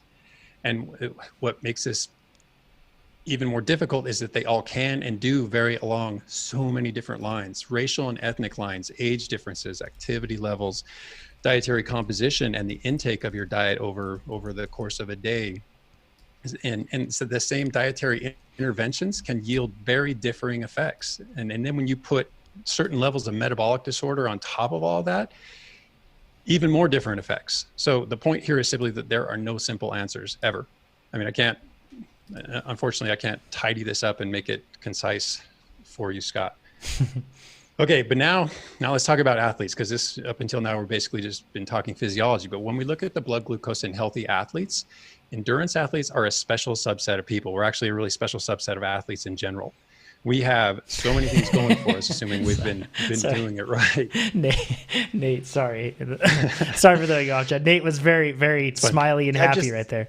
Chad just said I'm special. Which, yes. That's a big compliment from Chad. He's never said that to me before. He really rolls to be his fair, eyes. I wasn't aiming acknowledgement specifically at you, but you can take that. Okay, so back to endurance athletes and how special we all are. Greater aerobic capacity, right? We've got more mitochondria, we've got greater capillarization, we've got greater aerobic enzymes, et cetera, all of which leads to a greater oxidative capacity, okay? We have bigger, and in some cases, much bigger glycogen storage capacities. We have higher insulin sensitivity. And Alex Hutchinson pointed out in an article where he referenced a bankable study that on the order of about 3 times the normal healthy non-athlete insulin sensitivity. So we are really good at reacting to changes in our insulin activity, which goes hand in hand with the fact that we have really good blood glucose control. Mm-hmm. That's simply how we roll. And if we look at a paper back in 2012 by Esther Felix, she cites that this higher oxidative capacity that we incur because of our chronic, our consistent exercise training actually attenuates what is termed lipid-induced insulin resistance. And this is just typically fat in the muscle is associated with insulin resistance. But this is in people with low oxidative capacity, not endurance athletes. Endurance athletes can actually pack a fair amount of intramuscular triglyceride stores, so fat in the muscle cells, and still maintain our high level of insulin sensitivity. We can get away with quite a lot. But all of this assumes that we're achieving energy balance. We're not drastically undernourishing. And in the case of metabolic disorder, we're not drastically overnourishing. We're not spiking insulin on a too frequent basis. All these things that need to be reasonably idealized. It assumes that we have a high dietary quality when appropriate. We can get away with eating a lot of garbage on the bike, but off the bike, not so much. Not unless we want to flirt with these issues. the idea that I train so much I can eat anything I want, it stands up in certain contexts. One of those contexts is weight loss. You know, I mean, you can do the math and eat 2,000 calories of Twinkies a day and work out the same amount and hold body weight constant, but it's not going to do good things for your metabolic profile. How many Twinkies is that? Somebody quickly in the YouTube comments, Guess let us know someone how did many. Yeah, can somebody figure out how Nobody- many Twinkies? 200. Nobody should know how many calories are in a Twinkie off the top of their head. Nate's working on it. Okay, so some examples of how we can get it wrong, even as endurance athletes, are Tim Noakes, who is a very reputable author. I mean, a very knowledgeable man. I believe he's a PhD or an MD in Cape Town, where we're going. He's a longtime marathoner, and he was diagnosed pre-diabetic way back. And then, you know, he's kind of gone off the deep end since then, but he's drastically revised his diet, and he's a much healthier human being and still a very good athlete. Peter Attia, also an MD, long distance swimmer, runner, cyclist. I think he's done like some rowing thing. I mean, the guy is active, trains 3 to 4 hours a day, still managed to develop insulin resistance. So we as endurance athletes are definitely not immune to the effects of poorly orchestrated, poorly delivered, poor quality diets. 13 and a third. That's how many. That's all you get for 2,000 It's 150, same as a hot dog, or same as like a regular American beer. That's what I always think of when you drink a beer. It's like the same as a hot dog, and you can also Drinking drink a hot dog. the same as a Twinkie. It's not the same as That's how many calories it is. Not all calories are created Terms of equal. calories. So I mean, 13. You do 13 beers though. Like that is something someone could do at night, like between a 6 and a 2 a.m. 13 beers. That's like eating 2,000 extra calories or 13 Twinkies. If you think about it, it's crazy. I feel like that's not a lot of that. That's some calorie density in a Twinkie right there. Yeah, it is. Yeah, well I- done, That's Twinkie. dead. Thought for sure you were going to say 25 or 30 or something. Yeah. Yeah. Shows what I know. Okay, so back along the lines of how we can actually still suffer metabolic disorder even as endurance athletes. There was a study by Felicity Thomas, 2016, titled "Blood Glucose Levels of Sub-Elite Athletes During 6 Days of Free Living." And what she showed, one of the things she managed to show, wasn't a great study, but that exercise improves insulin sensitivity and a number of other measures of glucose regulation. So news to nobody. Exercise Is improves, awesome. Improves, exactly, in so many ways. In her study, the data was pretty wide ranging, and it was a low cohort size. It was only like, it was 10 athletes. That's what it was, very low. But there were some useful takeaways. And one was that sensitivity to carbohydrate is, like we were just talking about, highly variable between athletes. It's just, there are so many things that influence that.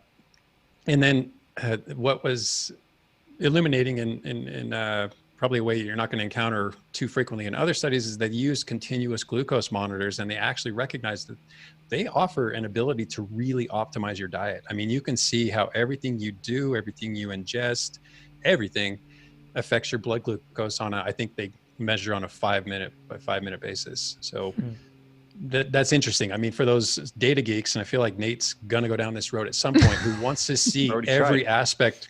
Okay. Yeah. So a continuous glucose monitor is one method of doing so. It also showed us that, or it showed me, here's what I took from this study, is that athletes are really good at both overnourishing and undernourishing themselves. And when it comes to overnourishing, these athletes, and endurance athletes especially, are far more susceptible to high blood glucose levels and experience a high greater likelihood of metabolic disorder, because we think we get a free pass on all these things, and we simply don't. A number of these athletes, I think it was 4 of 10, actually exhibited blood glucose levels in line with pre-diabetics. And though it's a weak takeaway, one of my takeaways was that athletes can indeed tolerate high levels of carbohydrate intake, but it's not really clear how this might affect our long-term health. And that has to be on our radar at all times. We can't just fuel for the work required and expect no repercussions if we carry those eating patterns and habits into our day-to-day living. Right. So nourishing, I mean, there's two components of nourishing, right? There's energy, so calories, but then there's also nutrient density too, right? So the quality of those calories, how much nutrition is actually coming in with the calories that you're ingesting. So I'm sure everybody's heard the term empty calories. I would put a Twinkie probably in that category. Although if I was really bonking, I would not refuse a Twinkie. I'll say that. On a ride? Yeah. Really. But yeah, so I think, in terms of overnourishing and undernourishing, we have to remember that it's not just about it's as much about energy stores as it is also about nutrient density too.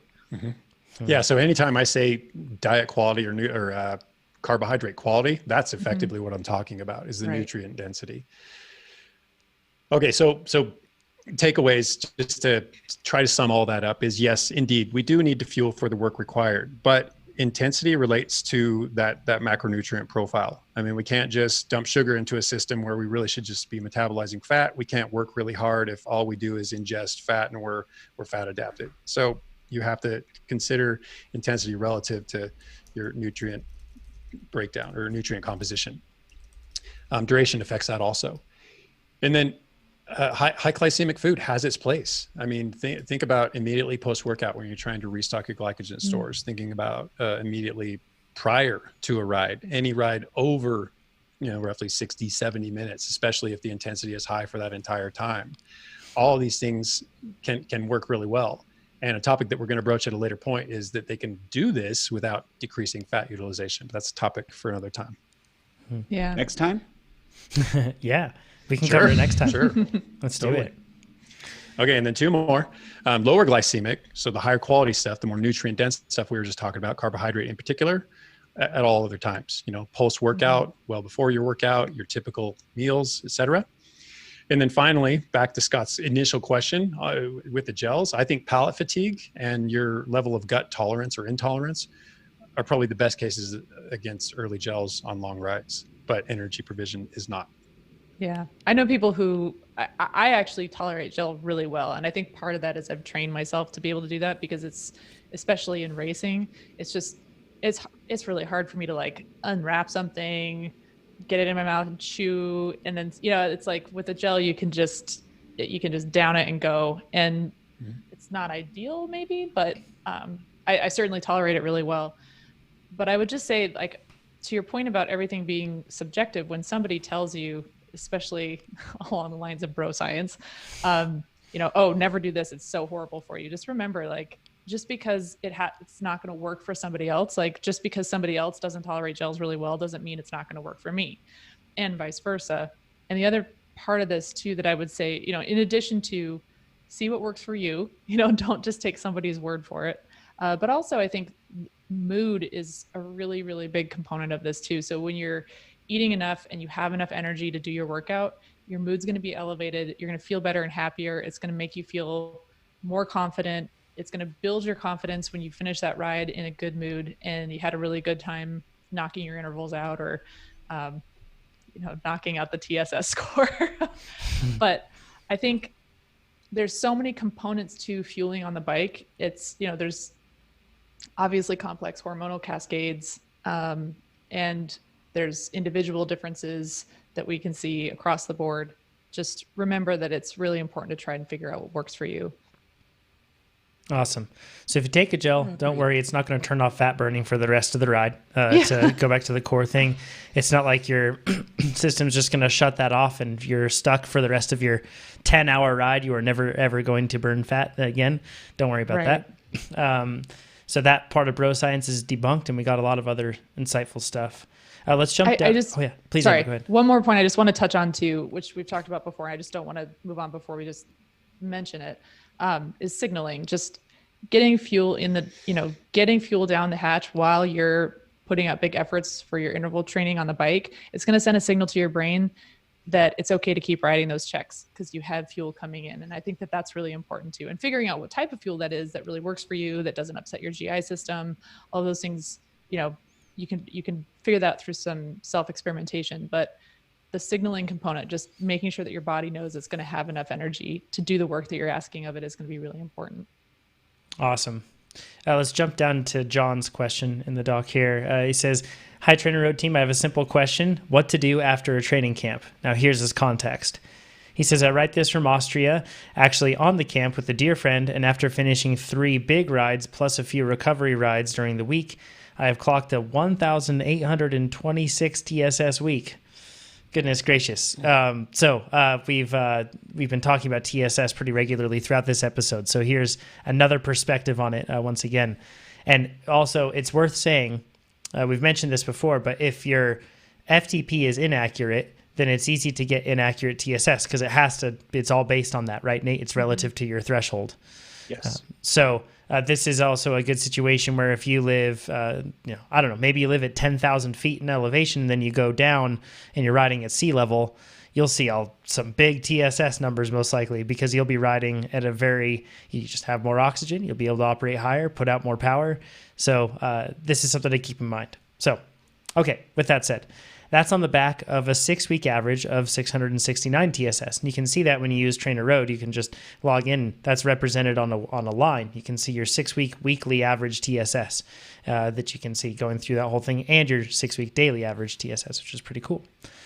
So, okay, with that, he says, on Saturday, I completed a 210-kilometer ride with 5,500 meters of climbing on no more than 2-hour training rides. Your platform really works, he says with an exclamation point, too. So, just shows. Yeah, absolutely. This is about training energy systems. So, he says, since January, my FTP has increased from 260 to 360, and I'm at 69 kilograms. I'm at 5.2 watts per kilogram, which I really imagined I would be able to achieve earlier this year, but following all your advice and training plans and being super consistent, the change really is dramatic, and for that, I thank you for all you do. So, he says, looking at past articles and videos, Coach Chad has said, try not to exceed doubling your 6-week TSS in the case of a training camp. So in this case, it would be roughly around 1,300 TSS for him. So what is the best thing to do after the camp? So he asks 3 days off of the bike, recovery rides, massages, more sleeping, and then Everesting with a smiley face. I don't know if that's an advisable one. Massages sound good though. So I thought first things first, because we've been getting plenty of questions on this right now. Chances are if you had any sort of event on the calendar for the year, it either was canceled or postponed, or is likely in that scenario that it's probably going to happen as well, just through the rest of the year.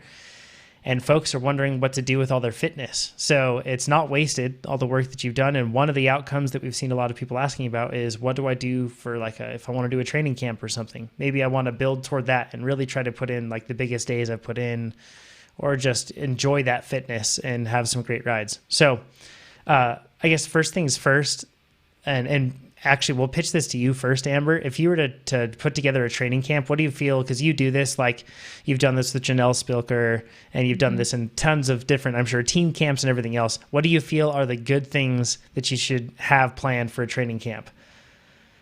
Basic principles. Man. Basic principles. I think the most important one to remember is that you want to finish strong. So usually, if it's a training camp, chances are you're doing more than you usually would of something. So usually more volume. If you're in a group, you might be doing a little bit more intensity than you normally do. But I would remember, pace yourself for the whole week and have your goal in mind to really have that last day of the camp potentially even be your strongest.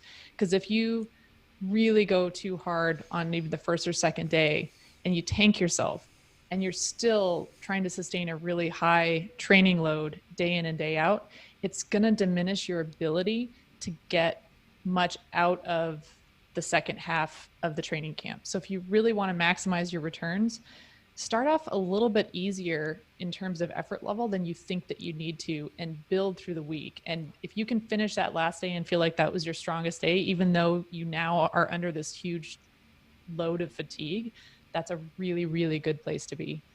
I think you're saying the exact opposite of what I see with most people, even myself, when I go into training camps. I'm like, training camp day 1, woo, and I just go all out, right? It's easy to, because it's exciting and it's fun and it's different. And I'm sorry to interrupt, but this sounds, I'm thinking of stage racing, and especially Cape Epic, because that's, I just want to, sorry, if you don't like it, too bad. Just kidding. No, we want to make it so everyone loves every episode. But the first day of Cape Epic is an hour-long prologue, and you can think, this even happened with me in the ramp test, when you go that extra 5% deep, the next day, the amount of extra fatigue is not 5% extra. It is twice as much. Yeah. And I think some people I've talked to who have done Cape Epic, they say that teams on that first day will totally drain themselves in that 1 hour. And then they have a 5-hour day the next day, and the next day. And that just makes your whole time increase for the whole race. You save maybe 3 or 4 minutes on an hour, but then your whole race is way, way, way slower. That's good advice. Sophia says we need to win the prologue and then hold on to it every time, which might be hard, but I think maybe Amber and Brandon will probably be 90% on the prologue and then 80% each day afterwards, and overall have a better time. I mean, better time than if they were to go 100%. And then you just like get worse and worse and worse and worse. Yeah. It's so sad when you're at the end of a stage race or a training camp like that, and you're just struggling to hold on to numbers that you really should be able to hold, you know, and like you said, Amber, you reach a certain point of fatigue where it actually, you no longer are receptive to making those sort of adaptations. You just put yourself in a hole. And right. And you also put yourself at risk of injury, which is a really important thing to remember. Because if you're riding a lot more volume than you're used to, that's more strain on just your tendons and your connective tissue than you're used to. So, you know, making sure that you don't put too much stress, for example, on your knees on, you know, the first climbs of the week. Like you want to make sure that, you know, you're picking an easier gear than you think that you need to. You're maintaining maybe a little slightly higher cadence, maybe lower power output, really eating and drinking more than you think you need to. You know, you're just keeping in mind, you know, you want to be present in the moment, but you also want to be planning ahead for the fact that you now have maybe 6 more days of this. And that can also take a really big toll on both your mental capacity. I mean, your cognition and your coordination. I mean, I'm thinking back to Nate's breaking of his rib. I mean, what led to that? High levels of fatigue don't exactly facilitate high quality riding. I mean, you're not going to make... He just threw the horns for those listening to the podcast. I was doing something I shouldn't have done. I went off a jump into a berm. Yeah, true. But I mean, if you had been on one of your fresher days, do you think you maybe would have had the coordination to find your way out of that? Or I was the super presence fresh. of mind not to do it in the first place? I don't know. Just No, I was on the end of a recovery week on question. an e-bike. So I was like, this is easy. But Chad brings up a really good point, though, that your it's a good decision making drops down. Like, I'm sure that's why I don't remember it, this is like a severe example, but I'm sure that's why I crashed at single track 6 and DNF'd that stage race with a concussion, like severe crash, right? Really bad. That's the sort of thing you absolutely can't afford to have. And I'm sure that it was fatigue mounting up that made some sort of decision, because it wasn't a particularly difficult area, just really high consequence, and it can bite you. So, and it's fun. It doesn't have to be a race. It can totally just be a training camp, and you just make silly decisions because you're not thinking straight, because you're too far in the box, you know, that after that whole week. So it's definitely something to keep in mind. And man, it also makes the week much more enjoyable when you have something to look forward to. It's really hard. I've been at whether it's like team camps or whether it's been stage races, anything else. And when you are completely worked after the first one and you don't even want to think about racing again or riding your bike again, that's really hard. That's just a guarantee to make it a lot more difficult. Hence Chad's decision of every other day in single track 6. It was brilliant. So, which they actually adopted, by the way, the following year. I know. I'm gonna take credit for that. I think it at least affected that decision. For sure. Yeah. So with that, Chad, his assumption or the question of basically doubling your 6 week weekly average TSS and not exceeding that. Do you is that something that you would recommend now? Yeah, I mean, I think it's just a safe benchmark, or I don't want to use a particular term. That's probably a safe place to stay. It's not to say you can't exceed it. I do think there's a bit of mathematical error here and FTP reassessment in the works. And I don't know how much that's changed based on the 6 week average versus what you did during this camp. But let's push all that aside and just imagine that you could basically triple it. Then you just have to you got to ride that wave. You got to see what happens. Now you're going to learn something from this. You're going to learn, oh my God, I can jack my volume way up and get a big return on it, or I can completely bury myself and be useless for the next 3 weeks, in which case I'm going to go backwards. And that FTP that I was so proud of is now 20 watts lower, which is very, very realistic if these numbers are even close to accurate. Yeah. If, however, you're emerging from this feeling pretty okay, even with the newly assessed FTP and all your numbers back in line, maybe this is something you can do. Maybe the constitution or the composition of this training camp, the way you structured it, the way you nourished, the way you recovered, maybe you got everything right. And this is light shown on a new aspect of your performance capabilities. Yeah, this is the point of you'll find out you're riding the wave, and you'll find out what sort of wave it is after this. Is a really good one to keep in mind. One thing too to keep present with this, and I think that this is written down in our notes, like make your training camp specific to your needs. That's also a good way, because once again, we've talked about this in the beginning of the podcast and throughout. Not all TSS is created equal, right? So you may have a training camp where it's relatively low TSS, but if you're a sprinter and you're really working on sprints and this is like a sprint camp for you, that's what you need to do. Or, to flip it on its head. If it's, on the other end of the spectrum and it's a long, slow distance sort of camp, that is what it is, right? And you may not rack up that much TSS. You may rack up a lot. Forgive me. But the goal is that you're using that time to build specific things. That can be hard when you're doing it with a group, but if you can do that, you're stacking the deck in your favor to get the benefits that you really need out of a training camp. What do you guys feel about stage races, the amount of TSS to have coming in before? Something similar? You mean in terms of tapering for a stage race? No, like, so I just did Cape Epic, and it was like, if we did 300 a day, which I think is spaced out over 8 days, the first day is less, but everything else is more. Makes sense. That's like twice as much would be 1,200. 3 times as much would be 800. Because I mean, you don't want to go into Cape Epic with 200 TSS per week, right?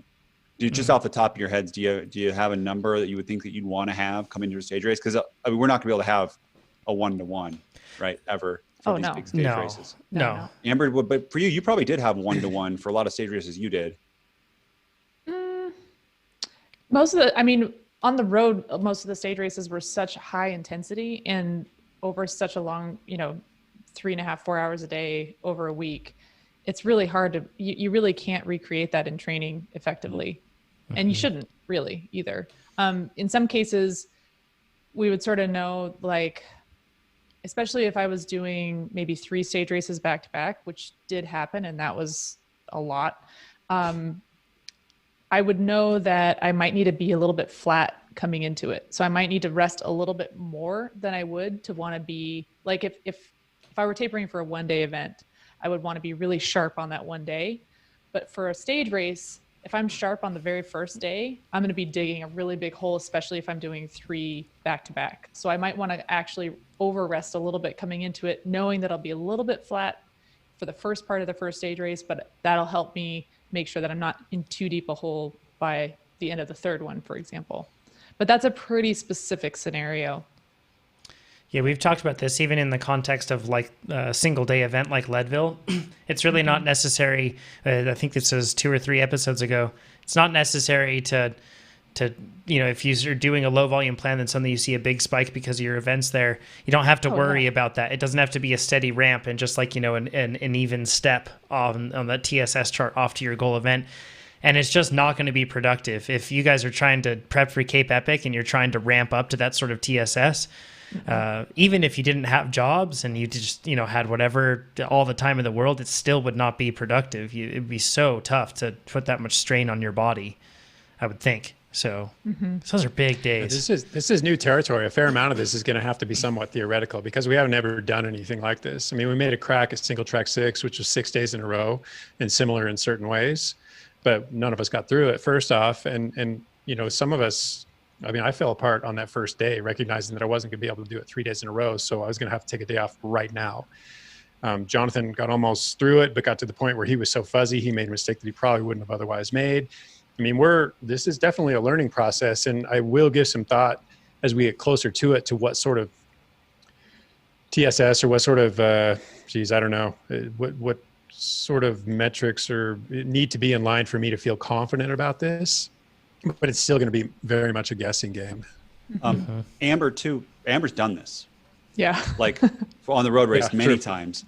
The one difference is, and we don't talk about this enough, is that mountain biking for 5 hours in a row. Oh, it's this different. whole other body strain that is not measured by kilojoules and mind strain.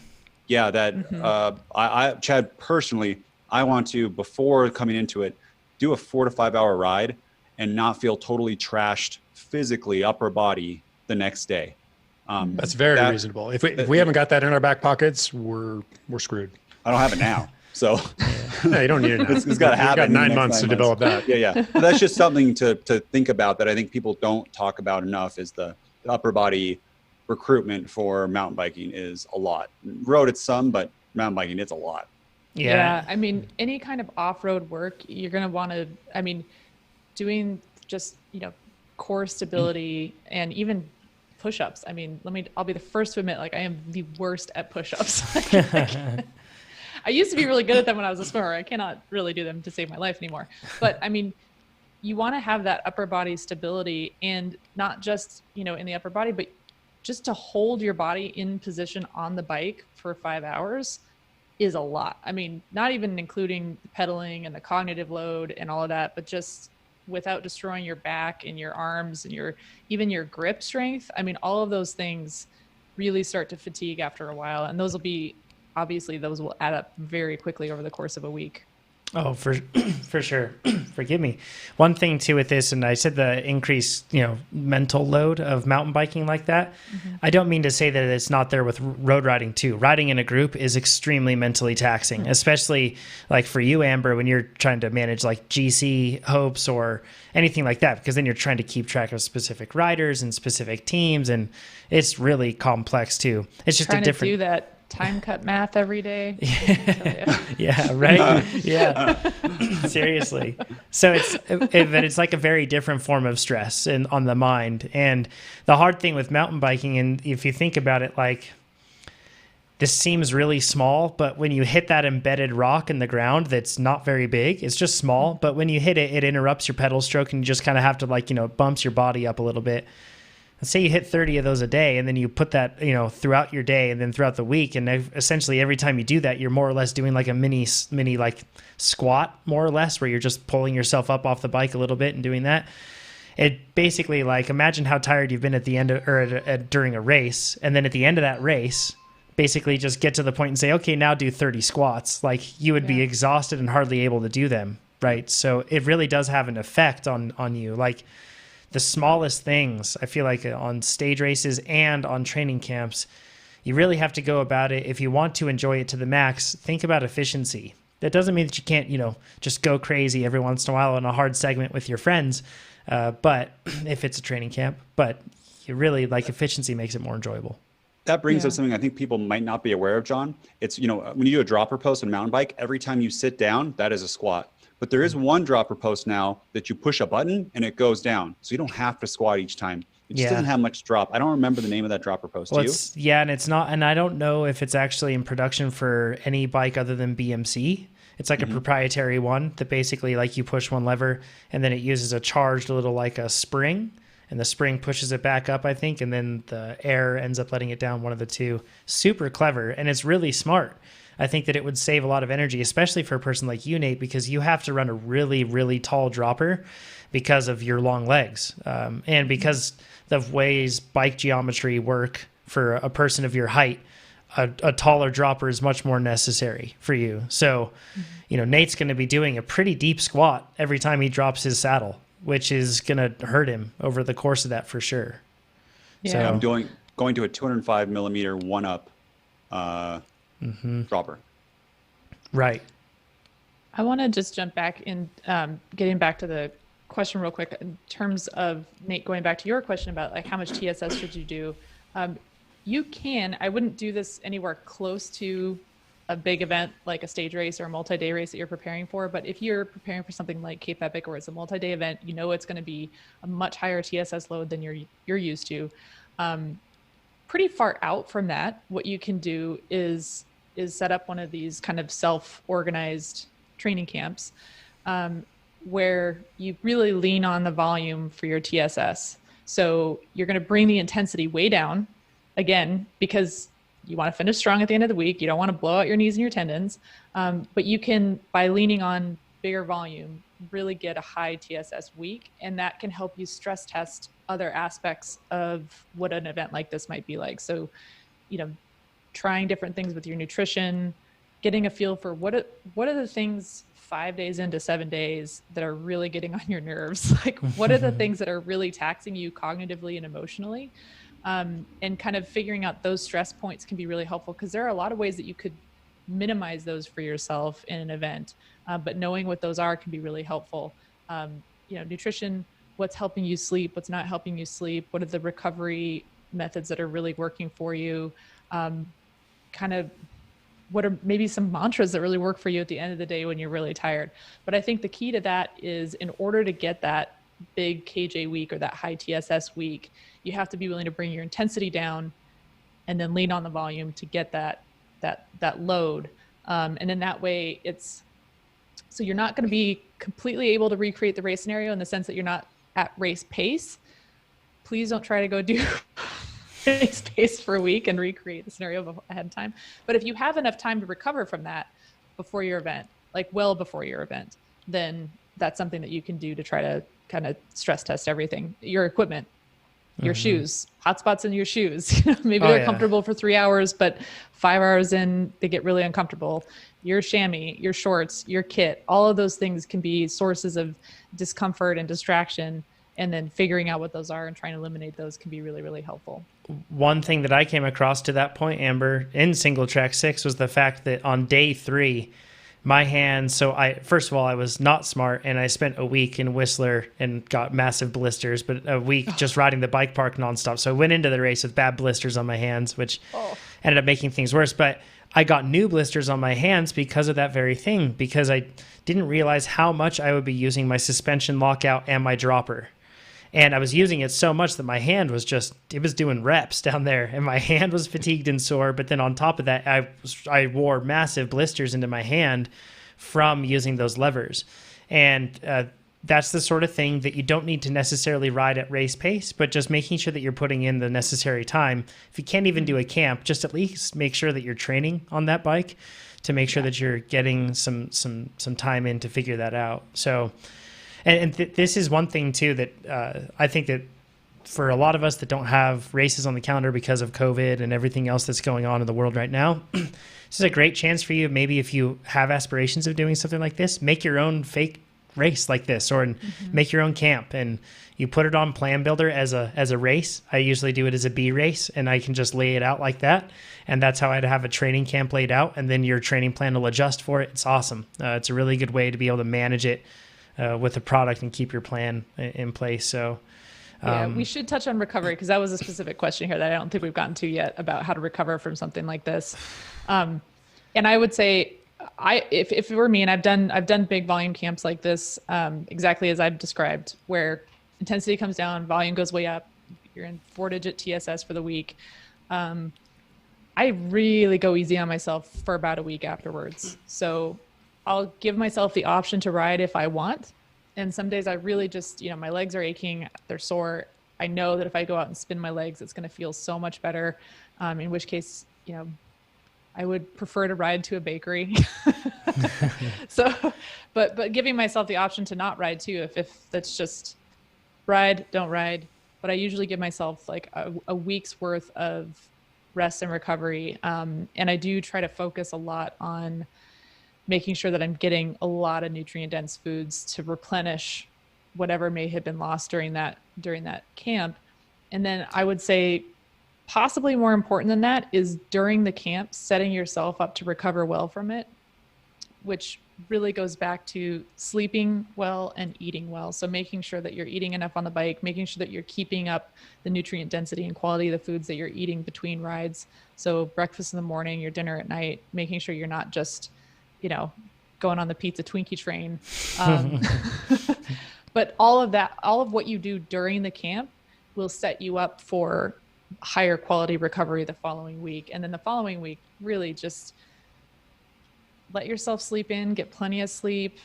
I would say sleep and nutrition are probably the two biggest components of this. And then just mentally, just spend the whole week patting yourself on the back. Yeah, there you go. One tip that I would have is find a Pete and bring a Pete to your training camp, because And I think this is why Chad actually has like the biggest ace in his sleeve here. If anybody, like when you go on training camps or trips with Pete, he cooks amazing food. He makes sure that it's shopped and it's all prepped, and he like serves the food, and he's super, for those that know Pete, he's just one of the kindest people and really caring. But to, in jest, really, don't take advantage of a friend like that for sure. But if you have that sort of, if everybody going into it knows like, hey, it's super important that we spend time recovering during this thing. And when we allow for that, if everybody's on that same page, that can really help and make the training camp much more enjoyable. So, many hands make light work. And, it's amazing what just everybody pitching in for a very short amount of time, you can get that dinner done, get the dishes done, everything else, and everybody can just fully relax rather than letting it sit on just one or two people. And hopefully that's just not yourself. So that'll be really tough. Let's say, what do you say about going into some live questions? Want to do that now? Yeah. Cool. And then Amber, we're going to get to a question next week too that you prepped a lot for, but we didn't have time for it. And it's about athletes and getting lightheaded. So stay tuned for that. Okay. So first one, do you have any tips for practicing or implementing very slow cadence pedaling for super steep hills? I have a few climbs on the horizon and I can't complete unless I stay at 40 to 50 RPM. Can I ride up the grade without buying an upgrade? That's good. So, first answer that we always give on this is gearing, right? But if you can't get the gearing, training at 40 to 50 RPM, Chad, is it advisable, not advisable? Yeah, making slow force work and mountain biking. Well, let me put it this way. Mountain biking makes a strong case for slow force work. Because regardless of your gearing, there are some things that you will be able to ride if you can muscle a big gear slowly. And if you want that possibility, then you should train it. Slow force work can be dangerous. And I know it always gets written off as this knee wrecking sort of endeavor, but it doesn't have to be. You taper in or work your way into it, progress into it, I guess, just like you would with anything else. I mean, slow force work can be 80 RPM and then 70 and then 60 and then 50 and then 40. I don't know that I would ever do it at high resistance levels. I mean, typically if you're pushing yourself at 40 RPM up a climb, you're not cranking out 120% of your threshold. You're probably working at something close to, or if not below it. And it doesn't matter what you're going to encounter on the trail anyway. Training it, why inflict injury on yourself if it's unnecessary? But I think this is especially applicable to sweet spot work. I've been doing it on some of the sweet spot workouts, if for no other reason than to kind of lend some variety to otherwise long intervals, but also because I know this is something I'm going to have to apply, and I'm probably going to apply it in the 80 to 90-ish percentage of FTP range too, which is where I'm going to live on a lot of climbs, I suspect, until they get really steep, in which case I may be walking, but I would like to know that I can stay in the saddle and work my way up it at maybe as low as 30 RPM without, losing the muscular capacity, without blowing out my knees, because I trained effectively and appropriately. Nino walked a little bit at Cape Epic, so you'll probably walk. I'm sure we'll be walking. I'm sure there are going to be some cases where it makes sense bioenergetically to get off and walk. For you two, I don't know if you know this. Well, I'll ask. What size front chainring are you going to run at Cape Epic? Super good question, because it's fast at times. I might do a New Eagle with a 52 in the back. I might do a 34 on the prologue and then 32 on every other day, depending on the day. Then I might switch between those two. Super easy to do too. Four bolts combo. Yeah. Do you have to change the chain if you go between 32 and 34? You can get away without it. Yeah. Yep. It won't be ideal. So Nate, you always care about every single watt. So if I were you, I'd bring chains. Exactly. Just bring another train. Some chains, 2 rings. Yeah, exactly. So it's not you can get away with it, but it's probably not advisable. 8 chains. Especially if you're using if you're using Eagle or anything like that, it's pretty picky on the chain length / B tension, also the derailleur. So it really changes. And I bet XTR is similar. It's just the product of that really wide range cassette. If it isn't precisely dialed in, the shifting performance can suffer. Would you have to adjust your rear derailleur at all going to a 32 to a 34 if you have the correct length chain? No, you shouldn't have to. Good. Yeah. So yeah, I think that the only time that you would adjust things is potentially if you haven't changed the chain. But even then, yeah, it's kind of negligible. I do this every year, Chad, with working my way in with this sort of work, because also, once again, for Cape Epic, but plenty of us, you're riding blind at Cape Epic. So you are going to find yourself when you come around a turn and suddenly you've got to push a big gear, or you've got to go around somebody because they bobbled. And as a result, you're going to have to really muscle a bigger gear, something like that. And Cape Epic or not, we all come across those scenarios, even on the road, but especially on dirt. So I usually work this in particularly like right in the beginning and it's a great way to make intervals go by pretty quickly when you're talking about, especially like sweet spot base, when you're getting in at lower intensities. And I'm talking on days like, Baxter and that sort of stuff where it's like closer to 60%, 70% of your FTP.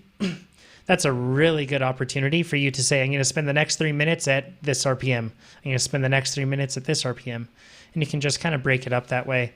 And it pays off massively, I find, because I have and I get this comment on my Strava quite a lot. People are like, wow, your cadence was all over the place. And it's because I can. And so why not use it? And there are tons of times with mountain biking in particular where that proves really helpful. So it's a good skill set. And I'll just say that I know a lot of athletes, like when I was racing, who lived in Belgium, there's not huge long mountains to go climb. They have shorter, punchier climbs and a lot of flat, and they would train at low cadence and be phenomenal climbers. So this is certainly something that you can use to train your climbing, especially if you don't have that kind of terrain or you're training indoors. And the other piece I would just add to this is, having had some knee issues in the past, one of the things that really helps preventatively is to do some eccentric work. So this would be sort of like, if you're walking downstairs, walk downstairs really slowly with all of your weight on one leg at a time. And what that does is it contracts the quad while it's lengthening. And that's an eccentric contraction. And that kind of stress on, for example, the patellar tendon in the knee can be really helpful in preventing injury, so long as you're not doing it, so long as it's not painful when you're doing it. But adding in some kind of PT work like that on top of doing progressive, as Chad was saying and as Jonathan was saying, progressing to lower and lower cadences, that can be really helpful as well. Yeah, sure. Not on the trail. If you do this on the dirt, outdoors, working at those low RPMs really, really focuses on balance. You get really good at managing your balance with really low speeds, and that is a vital skill to have. Another tip on that is, Keegan did this in the video he looked at me, as I was going through technical sections at a very low cadence or a very low gear, so high cadence. And what happened is, if my wheel slips at all, I get in this bad spot. And he said, actually, what you should do is you should downshift 2 gears, go on a slow cadence. You can kind of even out your pedal stroke more. And if you do slip, it's not such a big deal to get through. And it is like night and day easier to get through technical climbing sections at a low gear. I always would used to like downshift, go to like 110 and try to spin up, and then it would slip and I'd be done. When we pre-rode the Carson off-road course a couple years back, Pacey McKelveen pointed that out to me early on in the ride. I was having a heck of a time because I was turning too quick a gear, and he said, shift down a couple, and my control changed night and day in 10 seconds. Yeah. So, and the reason for that is you have less torque, available torque, so to speak, in terms of spinning that wheel. If you're down to that tiny gear, your force really makes that wheel spin quickly, and that's what you don't want, right? Because then you'll lose traction. But then the other thing too is you have more opportunities for pedal strikes. More revolutions of the pedals means more times that your pedals are down. So that's why even like in rocky terrain, it's almost always better to carry a lower cadence. So shift those gears, so then you're, sitting a little lower in the cadence range, and it'll be way better for you. Also, with that, on a full suspension bike, many times if you shift into a smaller cog on the back, it'll also change how the suspension works many times, and it will make it smoother. It's because of anti-squat and anti-rise and how they're affected by the size of the gear in the back. But effectively, a lot of the time, it makes things a little bit more plush if you are in a smaller cog in the back. So it's another perk for that. John, can we do question 3? It's absolutely crucial, yes. And it's very necessary. He says, what training methodology is Chad using to look younger throughout the lockdown? Thank you, Greg. Your membership is now comped. Just, I think enjoying myself, getting a fair amount of time in the sun via yard work and a really, really wide, varied mix of training. I mean, like I said, my stress load is actually pretty high, maybe even higher than it's been in quite some time when I focus exclusively on cycling, but it's been really enjoyable. And then of course, sleeping and nutrition play into it too. But largely, I think I'm just enjoying myself and getting a fair amount of time in the sun, which is probably something that a lot of people are bypassing with lockdown. Lockdown does not mean you have to stay indoors all day. Get out, sit on the porch, work in the front yard, whatever. Yeah. How much running were you doing? And then are you going to stop running completely? I've stopped running completely, and I was only running 3 days a week, and we were doing between 3 and 5 miles. So the highest end of the week would be probably a couple 3s and a 5. So like 11 miles. So it wasn't much at all. And it was typically pretty easy. So the running wasn't a big component, but it was enough. And then we would usually couple that with strength training. The run days and the strength training days were the same. And then outdoor mountain biking and indoor road riding, and now indoor mountain biking. Yeah. That's 11 more miles than I've been running per week. So Chad's just been living in 2022 the whole time while we've been stuck here in 2020 because he's getting ready for our Ironman challenge that we're going to do. So, which actually I think I'm going to start once I get past my goal, my A event, which is just my own race that I've made up, my own stage race this year in September. I'm going to start run training. So that'll be fun. And we're not doing this till 2022. You guys know, right? Oh, it's yeah. not 2021. Yeah. I'm going to run 1/4 of a mile and do that for a month. And then I'm just going to keep stepping up. Not bad. So I was actually going on long walks and my IT band tightened up just walking with my family. So this is not good for running. We are so embarrassing cyclists, man. We just get so unidimensional, just completely locked in. Yeah. So with all of that, thanks everybody for joining us on this episode of the podcast. I have a couple homework assignments for all of you. Number one, if you haven't used outside workouts yet, give it a shot. It's awesome. You'll love it. And then make sure that you tag us, use the hashtag #GetFasterOutside and share a picture of it on Instagram. We'll pick some more winners for swag packs next week. The next thing is to subscribe to the Successful Athletes podcast. You can do that. There will be a link below in this podcast description on YouTube or whatever podcast app you're using, or you can just search Successful Athletes podcast and it should pop up. And then the final bit of information or final request that I have is submit your questions at TrainerRoad.com/podcast. With all of that said, thanks everybody, and we'll talk to you next week. Bye, everyone. Bye-bye.